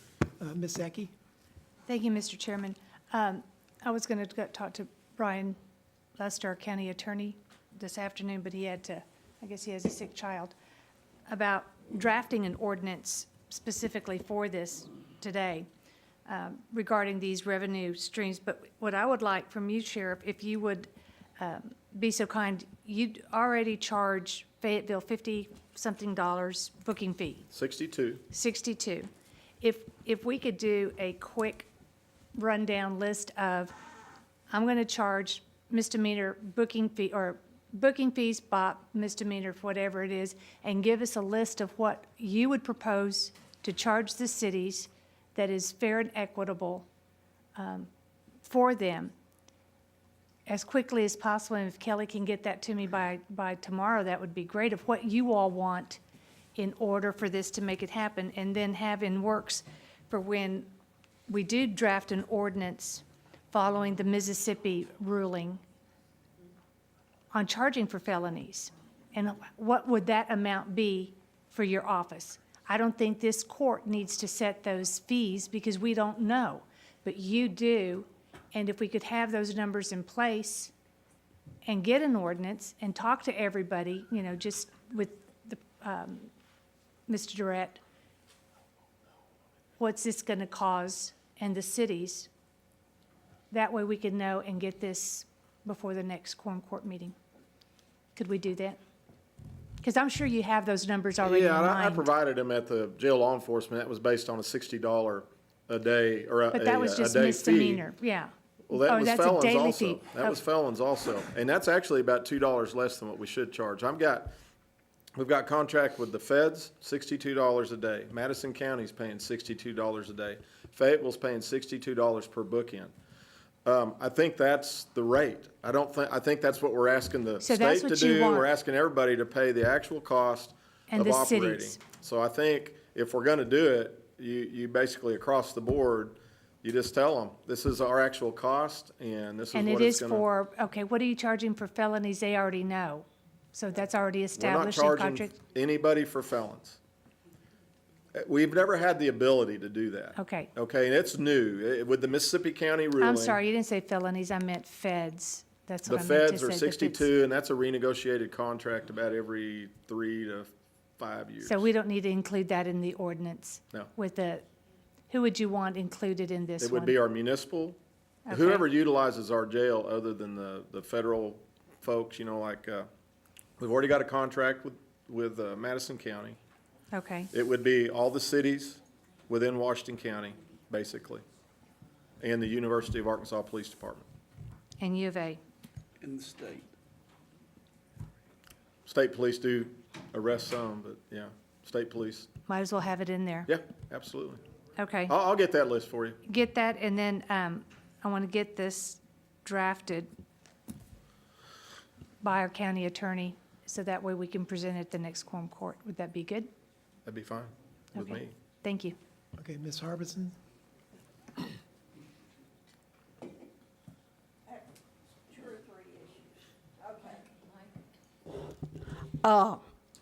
So if we charge a daily rate, then the booking fee is going to go away. I think we need to keep the booking fee for those people that bail out. And then charge whatever we decide per day for each prisoner that's held in jail. I think we were looking at doing away with the booking fee, but I think we need the booking fee plus. Their booking fee would be 1 day in jail, whatever we decide that is. And then if they're in there 30 days, 30 times that. So I think what I was picking up, that we were doing away with the booking fee, and I don't think we need to do that. I want to address the other issue that came up on the surplus, the so-called surplus that's in the road department. There is no surplus in the road department. We have 1,000 miles of hard service road, we have 1,000 miles of dirt road, and we have 1,000 miles of lanes that are not upkept by the county. And those residential drives, they're called residential drives, need to be brought into the county system.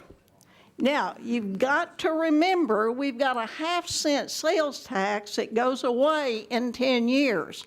And we're on what, our 4th or 5th year of that.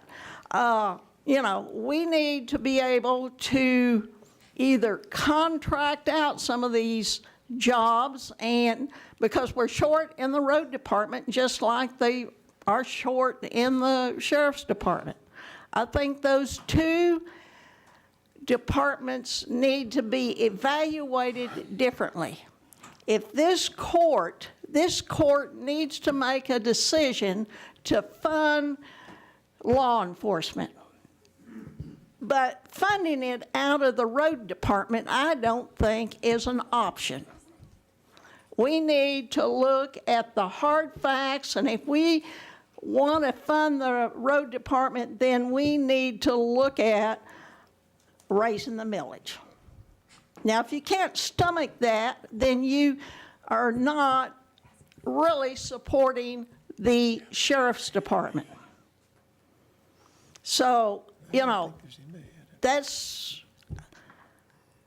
to say that we have extra money in the road department. Yes, there's a little pot of money sitting there, but it could be used tomorrow. I want to support our sheriff's department just as more than anyone else, because I rely on the sheriff's department to protect the citizens, myself, and all the rural citizens in Washington County. And they deserve a decent salary compared to other law enforcement agencies in the county, but not at the expense of the road department. I don't I just feel that that is not appropriate to compare the two. We're talking about the sheriff's department.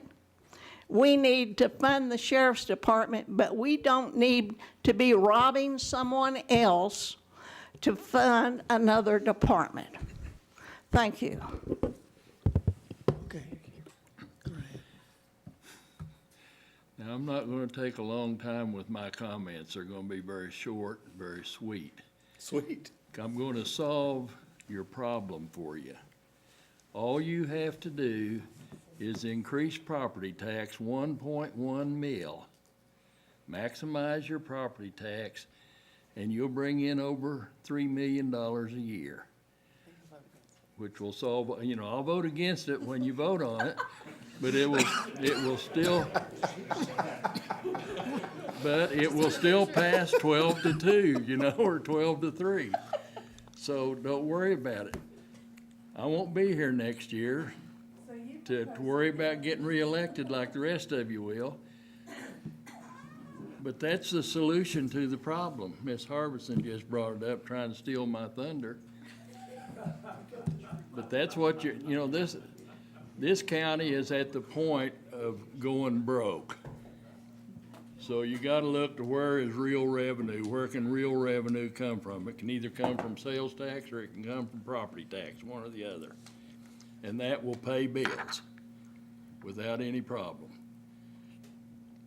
The property tax would not be as big an issue to me as the sales tax would be, because I'm old enough they can't increase my property tax.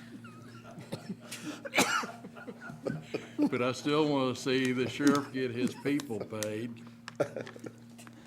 And I want to see things taken care of around here. And if you're going to do that next year, you're going to have some new revenue.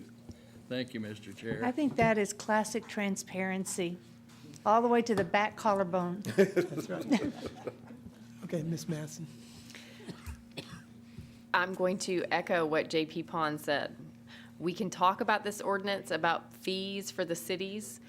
I do not think in good conscience we can impose it until 2020, because it's too late to do it for 2019. You cannot do that to our cities when they are doing budgets now. So furthermore, even if we have an ordinance drafted next month, it won't be effective for a while. So I just think we need to sort of separate out the issues here. We can look at that as a future revenue source, but it is absolutely unfair to our cities to suddenly say, hey, by the way, starting January 1, we're going to impose a booking fee on you. Just find a way to pay for that real fast. I will also point out to you, all of us have some portion of cities in our districts. I feel certain of that. Those folks that live in those cities already pay for the jail. They pay a sales tax for the jail. They pay millage to the county that supports the jail. So we're talking about making them pay more for it. And I just want to keep that in mind, because in the Mississippi County case that the sheriff has talked about, there were a lot of these arguments that we're going to hear from the cities. And one of them was that you can't impose a booking fee on us, or a fee on us, because we already pay. The cities already pay. Now, the city of Farmington may not be the one that writes the check, but the citizens in Farmington are paying the sales tax and paying the millage already. So we need to think about that. I don't think this issue of imposing fees on the cities should be done just like that. It's something that needs to take lengthy discussion and dialogue with the cities about how to do it appropriately. So I think we need to set that out of sight as a revenue source for 2019. It is something we need to talk about in terms of funding the jail, but trying to rush an ordinance through on that is not appropriate. We can put an ordinance through for discussion purposes, but I just do not think it should be something that is on the cities until at least 2020. So it's just not fair. You all know when we talked about changing the road and the general millage, how many mayors we had show up the next time. They said, please give us a warning if you're gonna do something like this. Give us a warning. And, well, but we don't have any talks about what the numbers are. Nothing's in writing. Nothing's been proposed. We talk about it. And I don't think that they're voting on their budgets now. So we can't do that. And we also ought to be prepared to hear back from the cities that their folks already pay for the jail. We need to figure out how to pay for this sheriff's raise somewhere else. And don't tell me we're robbing a fund when they're not asking to spend $2.2 million that they have. Thank you, Mr. Chair. Mr. Pond? I might want to clarify that because of other statements that were made. If you raise my millage, my taxes will go up. My property tax is frozen because I'm 65. But that's just the appraisal part of it, or the value, the appraisal value. When you do a millage increase, my taxes go up anyway. And I know about how much that is because when we reduced it 7 years ago, that allowed my wife and me, it paid for about half of what the bill cost when we went out to eat one time annually. And that would only be like at McDonald's or somewhere like that. So, that's what it is. It will. My taxes will go back up, and we'll just have mac and cheese one night instead of going and getting Big Macs. But other than that, we've done this discussion over and over again about somewhere or other having the cities kick in. Oh, we did it, and every time it's, well, you got to give us some warning. Well, I think they know by now that we're kind of short. They've known about it for years, and we get the same message every time it happens. Well, you got to give us some warning. You can't do this all at once. Well, they have been several times, and so I'm just saying, yes, it's not popular, and but we can't print money. It's got to come from someplace. And it looks like we need to buy another cow down there where we got we don't have, we only got one cow, and now the jail's just full. And we're going to have to buy another cow. We got to have money to buy another cow. Thank you. Mr. Bowman? Well, thank you, Mr. Chair. I'm glad you finally recognized me. You were in line, sorry. I'm telling you. Well, first off, I want to say that, I think I brought this thing up way back yonder, and my thought processes all along has agreed with what Eva said about not imposing this until 2020. So if we go ahead and do this thing and let them know a year ahead of time, I think they ought to be well prepared to deal with the situation. And that's not inappropriate. I'd agree 100% with that. As far as the road issue is concerned, I'm chair of that budget that deals with that all the time. And I've talked to Mr. Gales at length about the amount of money in the budget and about things going on the roads. And I can tell you, I've talked with him in length about this situation. The plans are to dramatically improve the road situation out here in the county next year because, number one, they haven't been able to keep people on the job to get the jobs done that he had laid out. We've got to go ahead and figure out how to keep enough employees in the county on the road department to get the jobs done. And number two, we're going to go ahead and look at trying to increase the number of miles that are chip and sealed and that are blacktopped. And the blacktop is really the long-term better than chip and seal because it has such a long life compared to chip and seal. It's an expensive process, but it's dramatically needed. And just because we hadn't had a session every month to talk about that doesn't mean that it's not in the works. And, I think Mr. Gales has done a phenomenal job in that department. Charles and his crew out there are kicking tails and taking names. They're doing a fantastic job. And so to anticipate taking that money away from the road department is not very intelligent. Great plans are on the way to dramatically improve. But I agree again with Ms. Madison that we need to go ahead and look at a imposition of a charge of the cities to be implemented on January 1, 2020. Thank you, Mr. Chair. Thank you for finally recognizing me. Ms. Harbison.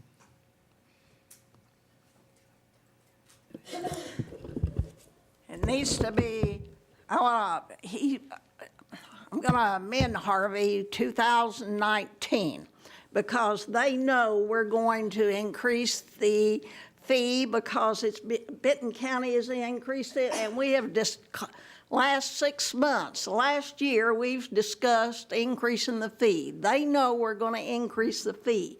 It needs to go this thing, and also, we only get 18% of the sales tax. 18%. We run the whole county. We run the whole courthouse on 18%, and they get the rest. Springdale and Fayetteville get a majority of the rest. So to say that we are causing them financial hardship is not true. They just need to rearrange some of their money and their priorities.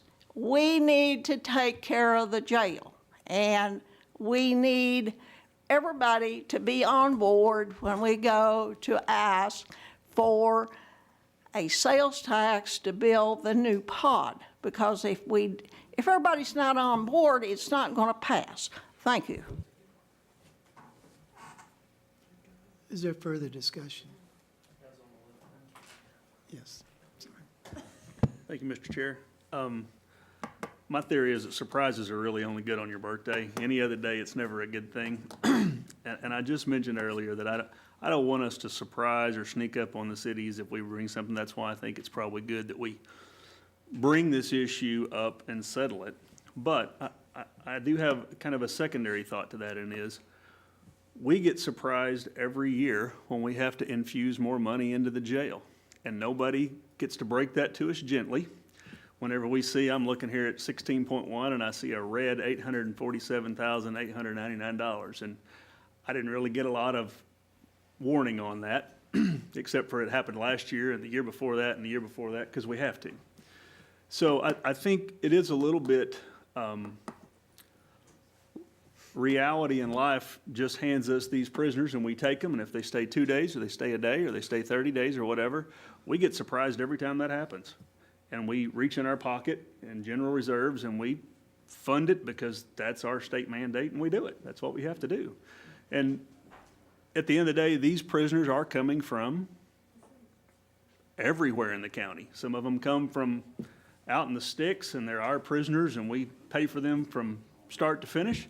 Some of them are state prisoners, some of them are federal prisoners, and some of them are municipal prisoners. So I really don't think that the cities are going to be surprised. One is we've brought this up multiple times, so I know we've talked about this. And secondly, this is the time of year we do our budgets every year. And every year we come to this same point where it's like, well, we don't want to spring it on. They're voting on their budgets as well. And then next year about this time, it'll be the exact same conversation. So I think we've had that conversation enough times. They should know that it's something that to be considered. And at the end of the day, it's prisoners that are being, or people that are being arrested in those municipalities, and we all have to pay our part.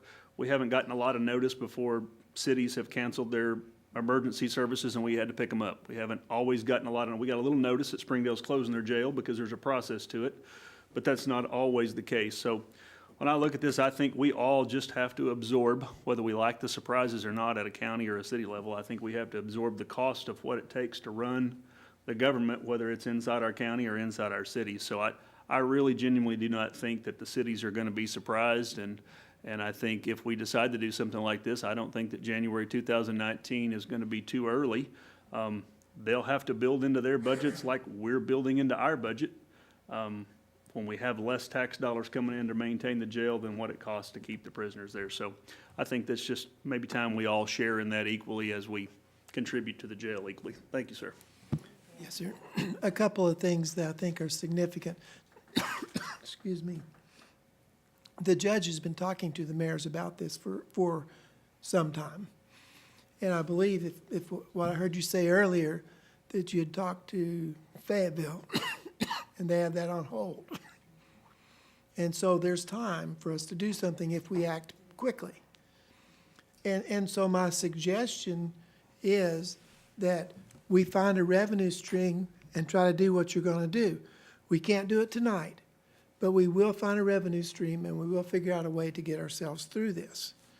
And so what I'd like to do is to secure the revenue stream, or at least have an anticipated revenue stream in order to cover this, because with our budget the way it is right now, we're gonna be down to almost no reserves in the budget, the direction that we're going and how much that would cost. So if you're okay with that, at least holding on for that long, we'll certainly see what we can do. Do I have a choice? Well, I guess what I'm trying to say is that it certainly has not fallen on deaf ears, and we're gonna do all we can do to make sure. If I may this- ask a question, when do we anticipate probably voting on the budget overall? What, do y'all have Well, another meeting planned, or what are we looking at? Well, we're gonna have to, I think we're gonna have to convene this coming Tuesday, and we're going to try to hash the budget out and get it passed on at that time. So Tuesday's the day? Because we're trying to get it into the November quorum court meeting if we can. Okay. And I guess a couple of things. One is, in just a moment, we're gonna be talking about the millage. And I guess since Luck had it, I'll say Luck, that's not even right. But since I won't be here, I can certainly talk about it more freely than I could probably if I was trying to get reelected. But I've always had a plan on that. And the two things that I'm looking at is, I want the county to be sustained. What we're doing now is not sustainable. And so the two things I'm looking at is, we're gonna look at the millage, we're gonna look at charging the cities. I hope that we can have something, informal writing for the cities within the next week. That's my goal, is to have something by quorum court meeting that we can talk about next Thursday. Excuse me. And we should know something then. Tonight, if it's okay with you, I'd like to go ahead and talk about the millage. If you don't have anything else to say on this, I mean, I know. No, I mean, I could rail on and on. I appreciate each one of you and your comments about law enforcement. We know that you all are supportive, but it really is going to boil down to finding a way to make this happen. And I'm confident you'll do that. So we'll see you Tuesday, I guess. All right, thank you. Thank you. So the next thing on every time, this time of year, we have to pass the millage for all of the cities, all the school districts and all of those things. And that certainly is, it's on the budget, on that part of the budget meeting. And so I'd like to know what your thoughts are on the millage. I will tell you that Washington County is at 3.5%. We're just about the 3.9, I'm sorry. 3.9 mils is where we're at the moment. I can just tell you that almost every other county is at 5%, which is 5 mils. Sorry, I get the two confused. My mind is always way ahead of where I'm at. But JP Ussery, are you on agenda item 18? yes, ma'am, I'm skipping 17 for the moment and Okay. jumping right to 18 because it falls right in with what we were doing. And people have already talked about it before. And so we might as well finish the discussion on this, and then we'll come back to 17. So I'd like to know what your thoughts are on the millage. Ms. Harbison.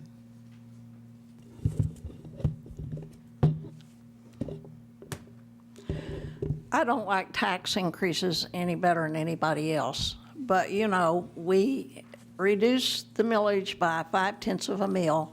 Over 7 years, that was $10.5 million. If we had only reduced it 1.5 mil or 2.5 mils, we would have had $5 million more dollars. And I can tell you that nobody knew they got a millage reduction. The publicity of passing it no one's going to really see that much of an increase on their property tax. So I'm ready to do the hard thing and increase the millage to 5 mills, because we cannot continue to cut. I know it's unpopular, but I think it's time that we stood up and we did our job and take the consequences, I guess. Anyway, I'm willing to do that. Thank you. There's one other thing that I think we all need to be aware of, and that is there's a bill before the state legislators, and it looks like it's going to pass. There's a high likelihood, very high likelihood they'll pass, and that is that people that have been in their house for some time get a homestead. It's called the Homestead Act, and you get a credit on your taxes, and that's going to be increased by, I believe it's about $50 a year. And by the time you look at the average house, they're probably still going to get back more than what we're going to take if we were to do this. And so that's another consideration that this might be a good time to do this. But I think we're at the point where we've got to do something, because we cannot continue to cut. We're not sustainable. One of the things, and I apologize, I don't have the numbers yet, but in Washington County, we all are aware that it's been growing very rapidly. And you're thinking, well, if it grows rapidly, our taxes should go up accordingly. Well, Washington County, I would venture to guess that 2/3 of the buildings that are going up are apartments. And that's where the revenue comes from. A person's going to pay, an individual is going to pay a lot less in their taxes for property taxes than somebody who's got a $200,000 house. And so while there have been more people moving here, there's a little bit more revenue. There's a lot more demand for our services. And so somewhere you have to make them sustainable. And so that's what we've got to do. We've got to figure out how going forward we can make this budget work. It's not fair to the guys out here. They're in the trenches every day and say, you have to cut, you have to cut. Well, you have two choices. You can either cut or you can find a revenue stream. And if we're going to continue to give the services the way that we have, and then while I'm on the bandwagon, there's one other thing that I'd like to say, and that is that always, and if I was a realtor, I'd be the same way. The realtors are the ones that are going to throw a fit over this. But I can tell you that the realtors have benefited greatly from the things that are going on in the county the last 2 or 3 years. I was talking to somebody about a loan this week on a house. He pulled up in the computer that house, got all the details right there. He said, yeah, I used the data scout. I just went down to the county and everything was there that I needed. Well, that cost somebody something. It saved him a lot of time and money. And so I'd venture to guess that they've probably saved a lot more money than their taxes are going to go up by the benefits of what we do here every day. And I'm very grateful for that. So having said that, we'll just go ahead with the discussion. Ms. Ecke? Thank you, Mr. Chairman. I have researched other counties, not just here in Arkansas, just looking at their budgets and how they organize it and justify it. And when you look at it, most of them have the maximum millage that they charge, but because they have the maximum millage and sales tax seems to be about average on some. The further north you go, the higher it gets, especially in the Commonwealth of Virginia. But what I liked about it was the way because they're getting this revenue stream, you're able to have, I think it was 5% is what they use for capital outlay. And they have a 3 to 5 year plan with their capital outlay. And no matter what, in fact, some counties had a 10% capital outlay. And they had it budgeted out for the next so many years. This is what we're going to do. That is a sustainable budget plan. And I would like for us in Washington County to be prudent and walk in that plan. If we're going to pass this millage, then use it wisely and plan for the things that we need, so that way the surprises of bulletproof vests for our law enforcement isn't a surprise, but that is my just recommendation. If we're gonna do this, then let's just be wise with it and spend it and appropriate it wisely. Thank you. Ms. Maston, Sue Maston, Eva Maston.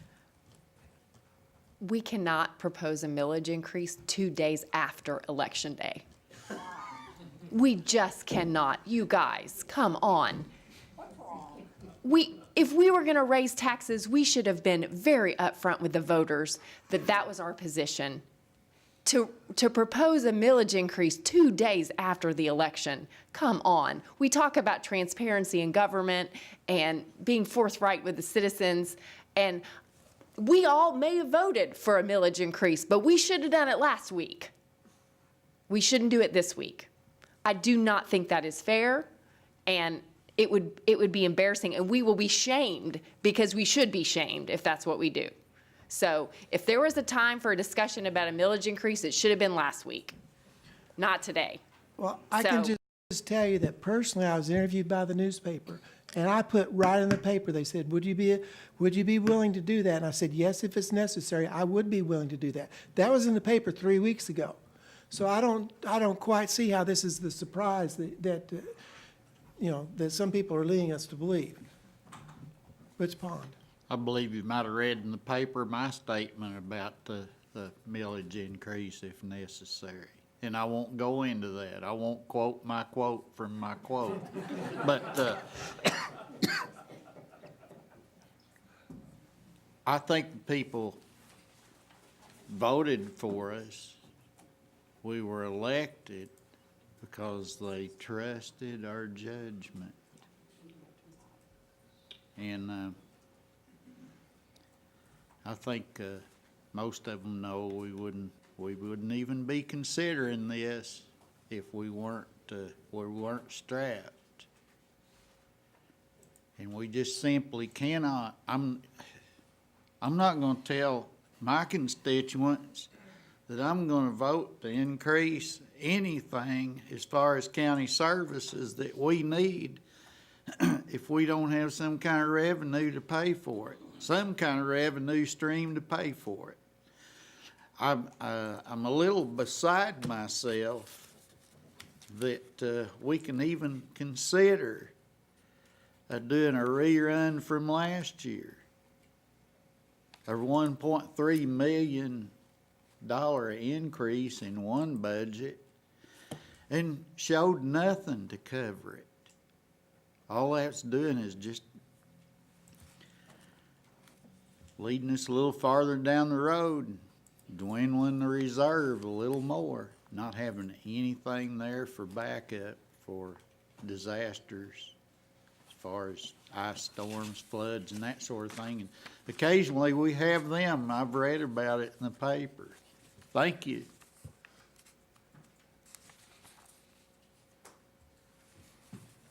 Okay, so we have before us, just a moment, Harvey, we have before us an ordinance that's going to be levying the taxes. And so we need to move that thing forward to the full quorum court, but y'all are going to have to tell us what we want to do on this. Harvey? Mr. Bowman, your turn. Thank you, Mr. Chair. You know, I've been on this court for 6 years. And I remember the first year it came on, we had the same discussion.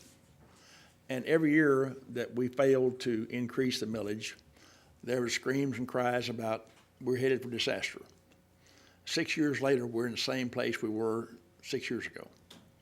And you know, the one thing that concerns me about raising the millage is all of a sudden we got extra cash and everybody feels like, man, we can get out here and get all kinds of things. We can just go crazy spending money.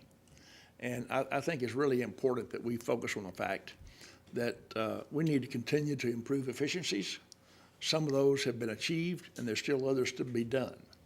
So, you know, I realize that the millage increase to the typical homeowner is going to be insignificant. I think we just have to focus on being responsible as leaders in our community to try to do the best we can with what we've got to work with. And, I desperately want to see roads improved. I want to see facilities right. I want to see employees treated right. And I just think we've got to go ahead and continue to focus on those things. But, I hate to think that I might go ahead and vote for a millage increase because I've resisted it all this time. And one thing about it, I can tell you I didn't have to run for re-election this time, so I didn't make any promises one way or another. But the primary principle with me was don't increase my taxes unless there's absolute necessity. And we may be at that point. But I feel like there's a number of the people in the head departments have done a really great job in reducing their budget some. And I think we need to continue to look at trying to do that every way we can. As far as the road department, the money there, I am absolutely convinced. If you get out here on these county roads, and most of us don't, but you get out on these county roads and you'll realize right away how desperate the need is out there. And we've got a crew that's getting the job done, and Mr. Gales is offering some phenomenal technical support for that area, and we need to continue that support. So I'm undecided what I'll do to vote about the millage increase, but seems like we've been down this road a lot of times. And no disaster has occurred yet, so, let's just be prudent in what we try to decide to do. Thank you. Is there any other discussion? Okay, so we have an ordinance before us that we have to pass for the school taxes. And of course, the Washington County taxes are on there. So it's right here, 18.1. You had a motion on the floor, did it die in a second? Yes, ma'am. I think by law, it doesn't have to be passed now till December. I mean, there's no question, what I would like to do is, we've discussed it tonight, there's no way, but I would like to move it on to the full quorum court, because I have a feeling that there'll be people here to help explain one way or another, but probably, rightfully so, and they should be able to come and to say their piece. And so, but I would appreciate, I think it would help all of us if we knew exactly what we're gonna do. And so is there a motion? Is somebody gonna be brave?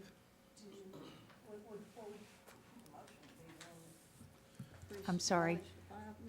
Yes, that would be the motion. Did you make a motion already? Yeah, Didn't you make a motion? didn't have a second. I didn't make a motion. Okay, I just said. okay, so, but we need a motion, that's the thing, A motion to increase the millage if that's the, to what?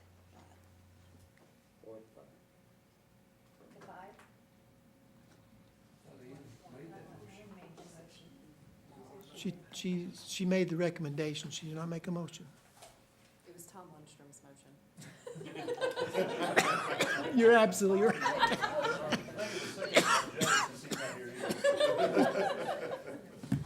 That's why they left early.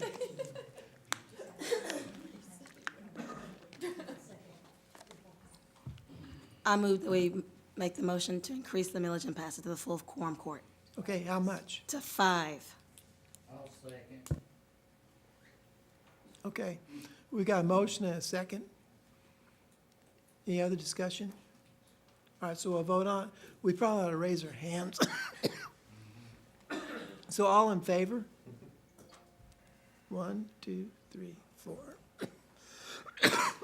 All opposed? 1, 2, 3, 4. It passed.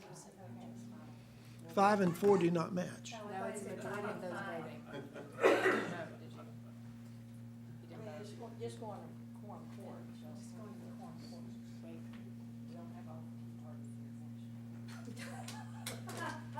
Take 6, so you'll have to vote. Okay, so I'll vote for the yays, we're gonna pass it. And raise it to 5.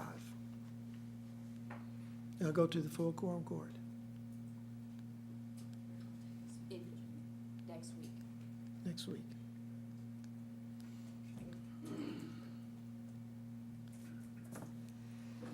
Okay, now we'll go back and we'll pick up the budget controls, number 17. Do we need a motion on the school tax? The, that was the entire ordinance, I believe. Well, I think that was technically an amendment to it, but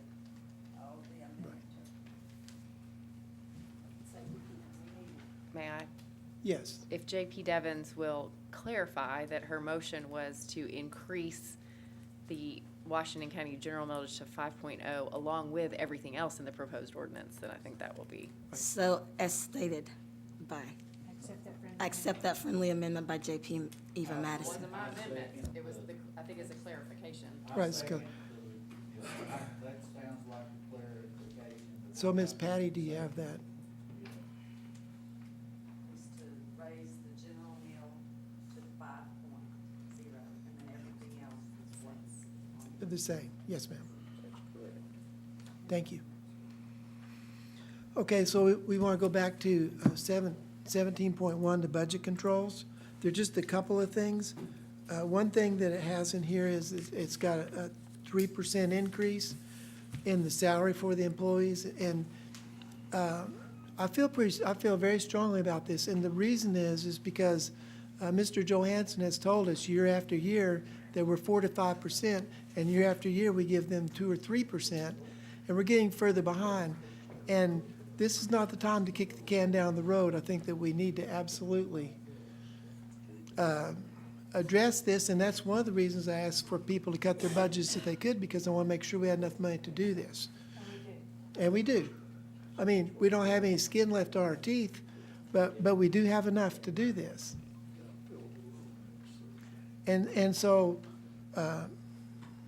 and of course, there are only two things that we changed. We changed that, and then we changed the dates. We changed the verbiage on, it's 17, it's page, I don't know what page it is in here. I'm sorry, number 6 is the other one. And for some reason, my copy did not get changed, because there are two changes. One is 3%. It should say 3%, and then, and I apologize because I didn't get that back. I guess that whenever Mr. Lester had to go home, he didn't get time to pencil that in. But the second thing is that we'll want to change on here is that where it says first 2-year term, second 2-year term, we just changed that to first 2-year term. The second one would be 4 years, and then the next one would be 6 years, 8 years. And so that it's not tied to the terms, because the terms of the year terms have changed. But I would think that the intent of this was every 2 years to give them a little bump, and so those are the changes that I recommend or suggest, and so it's open for discussion.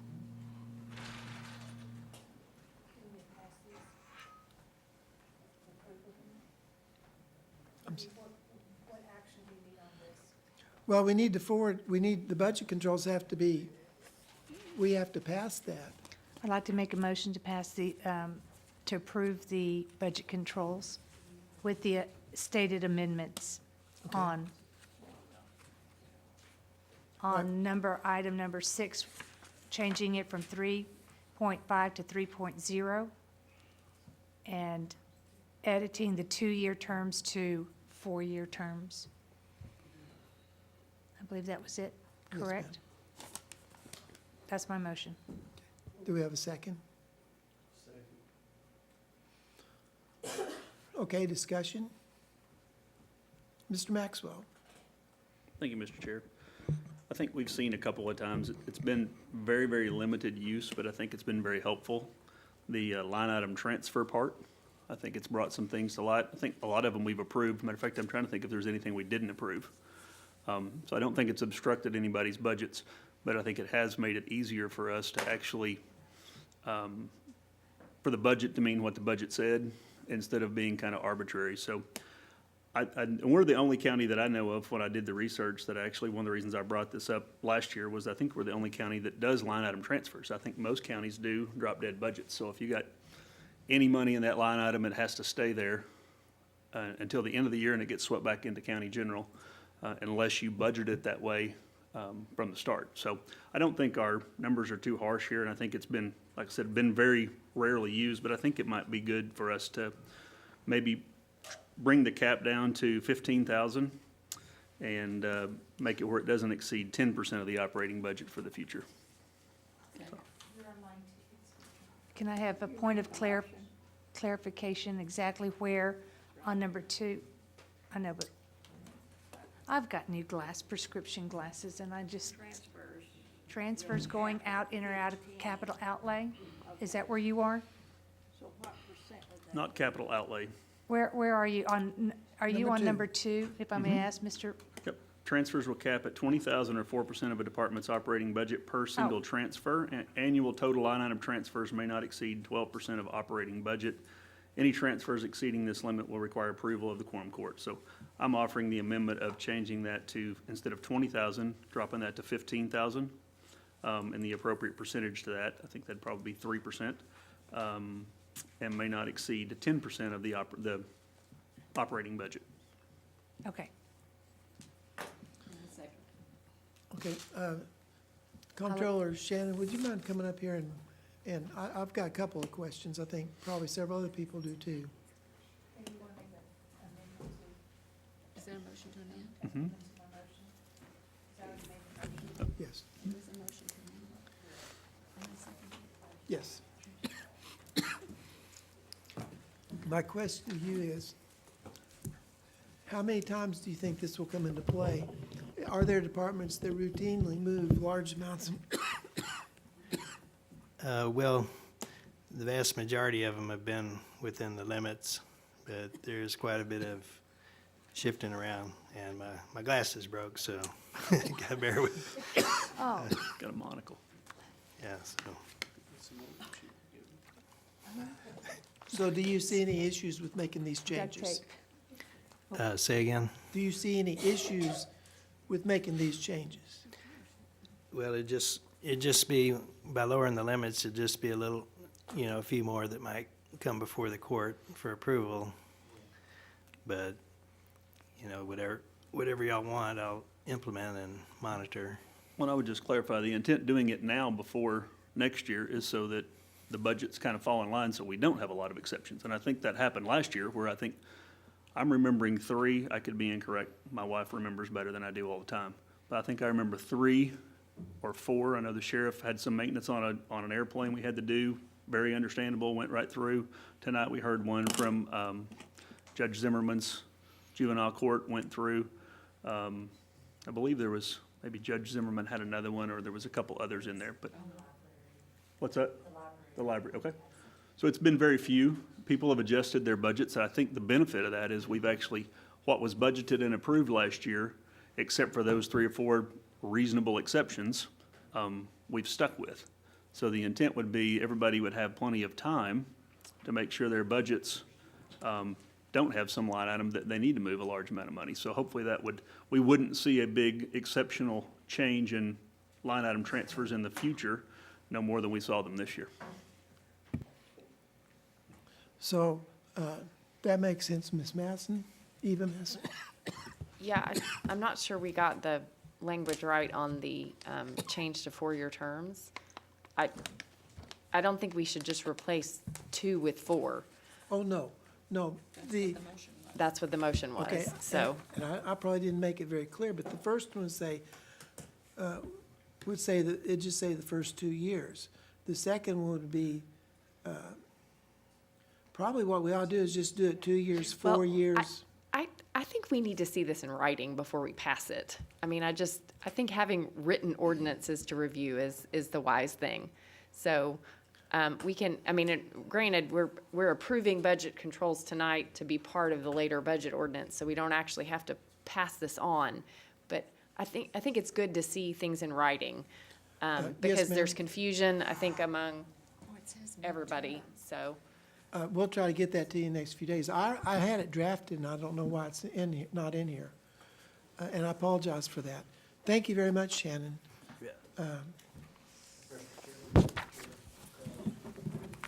Mr. Gales. We have, go to item 4.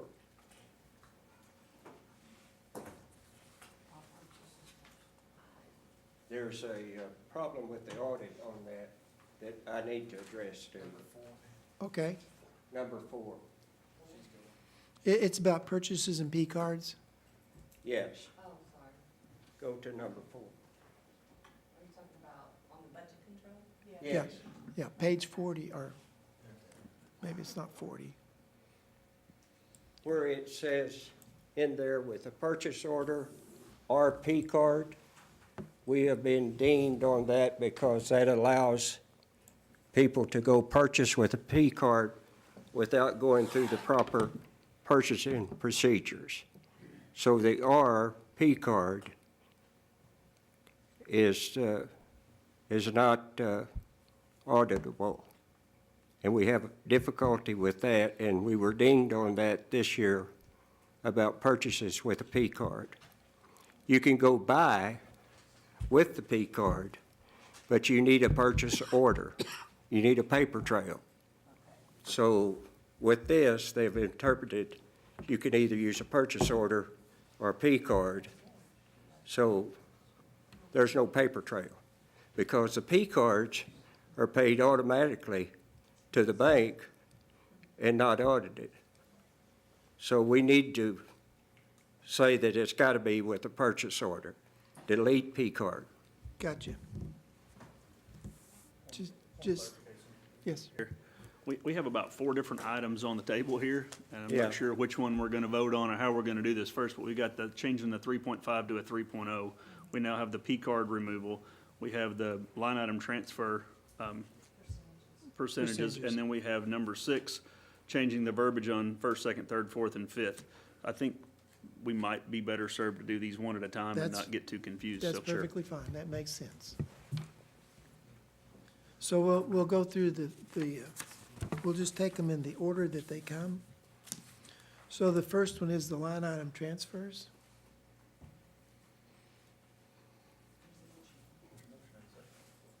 Okay, all right, so is there further discussion on this one, on this particular one, on the line item transfers? All right, Ms. Harbison? I think we need to leave the cap at 20,000 and not lower it to 15,000. You know, 20,000, anything above that would, you know, anything under that, that means that they have to come to the court and ask permission to transfer that money. And I think 20,000 worked this year, and so I think if we're gonna put a limit of what can be transferred, I think we need to keep it at 20,000. Thank you. Are there any other comments? Okay, so we've had a motion, it's been seconded. Yeah, I just like what Justice Maxwell said, so thank you.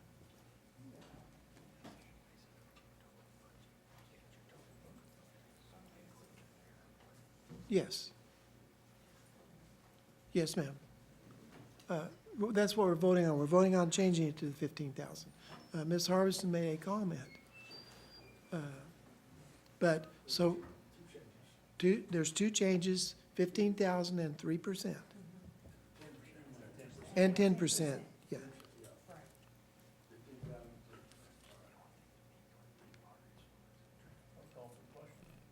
Yep.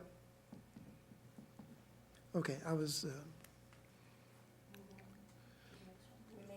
no, we need to vote on this. All in favor? Aye. Any opposed? Okay. Yeah. Okay, 1 opposed. Okay, so let's go on to the next one. The next one would be, we'll just do number 4. We'll take them in order. I'll make a motion that we eliminate 4 P card. Okay, we have a motion, second. Any further discussion? All right, all in favor? Aye. Any opposed? Okay, the next one is changing the salaries from 3.5 to 3%. I'll make a motion, we change it to 3.0. Second, 3.0. Okay, we got a motion and a second. All in favor? Aye. Okay. And then the last one is the elected officials, and on that one, I think we will get this organized so that it comes out correct. What I mean by that is, the first one will say the first 2 years, the second one will say the first 4-year term. The next one will say 6 years, and the next one will say 2 4-year terms, and then the last one will say 10 years or more.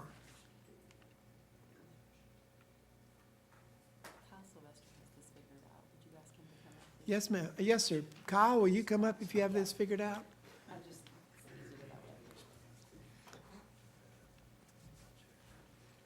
We just want to get it right. Okay. With the 2-year terms on there changing to 4-year terms, I think the easiest terminology to change would be go year by year. So the ordinance really should read the first year at 80% of the range of that year. And then the second year should be 82.5% of the range of that year. And that range comes from the AAC. Third year should read 85% of the range for that year. Fourth year should be 87.5% of the range for that year. Fifth year should be 90% of the range for that year. Sixth year should be 92.5% of the range for that year. Seventh year, 95% of the range for that year. Eighth year, 97.5% of the range for that year. Ninth year, 100% of the range for that year. After you've reached 100%, each year after that, it should be a 2.5% increase of the range of that year. Would you mind saying that one more time? I just want to make sure I've got down. Did you get that down, Miss Patty? Okay, well, let's do no, that. I can say it again if you Okay, want to. yes, please Okay, do. Sorry. so the ordinance should read, as an elected official, your first year in office, you'll receive 80% of the range for that year. Your second year in office should be 82.5% of the range for that year. Third year should be 85% of the range for that year. The fourth year should be 87.5% of the range for that year. The fifth year should be 90% of the range for that year. The sixth year should be 92.5% of the range for that year. The seventh year should be 95% of the range for that year. The eighth year should be 97.5% of the range for that year. The ninth year should be 100% of the range for that year. Got it, perfect. After that, each additional year in office should be a 2.5% increase of the 100% of the range for that year.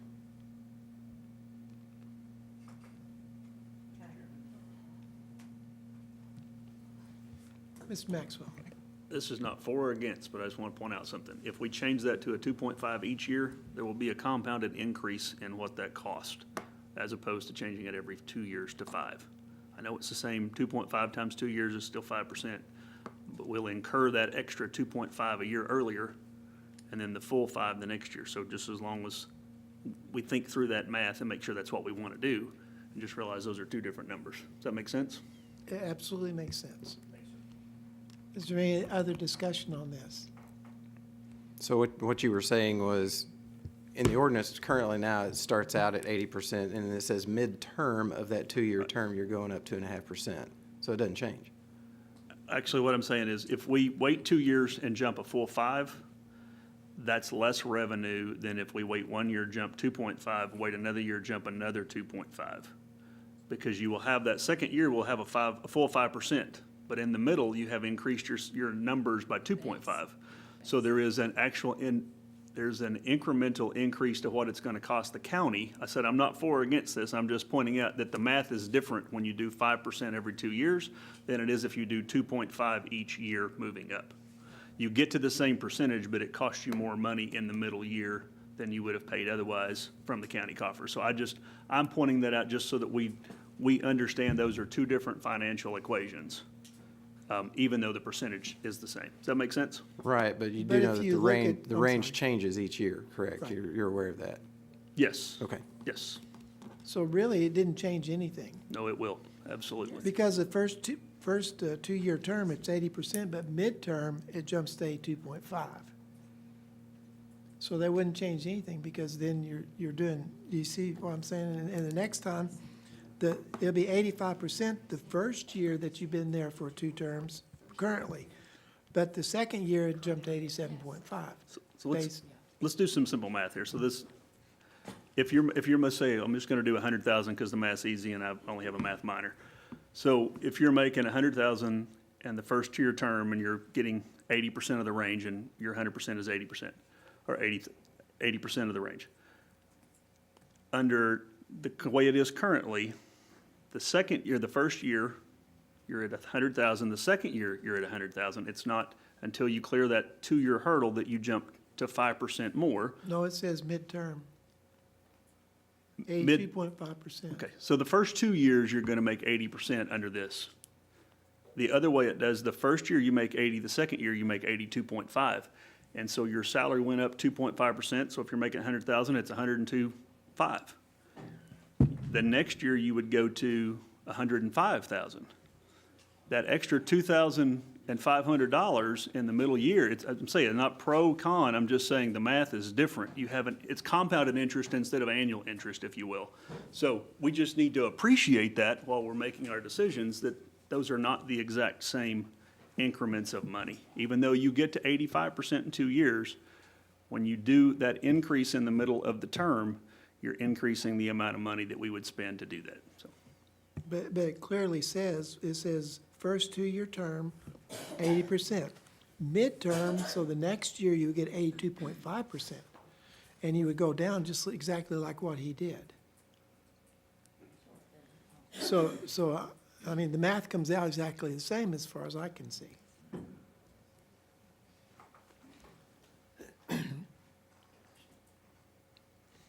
We will get in writing and get it to everybody, and if y'all could make your comments on that. And then we will, obviously, this has to go before the full quorum court, and we will get it ironed out for certain at that time. Are there any other comments? All right, so let's see, have we had a motion on this particular one yet? Ms. Madison? Are you going to ask us to vote on recommending this go to the full quorum court while we don't have the language in front of us? No, it's part of the budget, overall budget. I can withdraw my motion if you need it until we get get this at quorum or Tuesday's meeting. Tuesday's meeting, we'll get it. So, Everybody will have a copy before right. then. So I'd like to withdraw my motion That's perfectly until we fine. have this reviewed. Yes. Thank you. Okay, so are there any other comments? All right, any public comments? Okay, we knew it was going to be long tonight. Thank you for your patience. There's one more motion. Oh, Ms. Madison, yes, ma'am. Go ahead. There were 2 issues that were lingering from the last time that were on my mind because I asked about them. It was the, what happened with the revenue from the sale of the excess equipment at the road department, because I didn't remember seeing where that came from. And then I thought we were gonna have the county attorney here tonight to answer questions about his budget, because I don't know what the status of that was, but, I think that there's some confusion out there about when budgets are coming for consideration. If we're in fact going to finalize the entire budget next Tuesday, then I think everybody should be here to answer questions, because I think we should be able to ask whatever questions we need to ask to finalize. So if, in fact, the meeting is Tuesday to finalize it, then I think everybody needs to be here. Because I don't think it's fair for us to ask questions and then say, well, we'll just, save that for the next meeting, because there won't be one. So for our agenda planners, and now I will make a motion to adjourn. Second. All right, all in favor? JP Ussery? What- Yes. In the finance, or in personnel, there was this ordinance that, for the sheriff's title changes, I didn't know if you were wanting to put it. Okay, yes, ma'am. If we could go ahead, and, I'll withdraw my motion to adjourn. I'll withdraw my second. Okay, because we can't, a motion to adjourn is not debatable, so. okay. For being procedurally proper, I withdraw it. Okay, I so, just didn't know if that was something you needed done. yeah, thank you today. for taking care of us. Butch? I did have one comment, maybe something went over my head, or we're talking about finalizing the budget on Tuesday, We're gonna try to. okay? Doesn't mean well- that we will, but that's the goal. Okay, well, we won't have determined what our stream of revenue is gonna be by then. So, I might be abstaining from the vote on account of I don't like to vote to pay for something when I don't have money to pay for it with. Right. Thank you. Yep, thank you. Ms. Patty, can you just read is there a title only on that thing, or?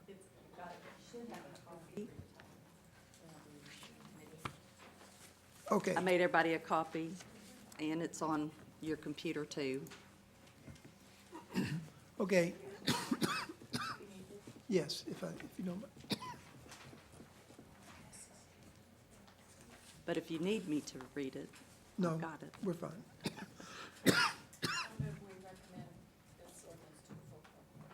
Okay, we have a motion. Second. All in favor? All opposed? All in favor? Aye. All opposed?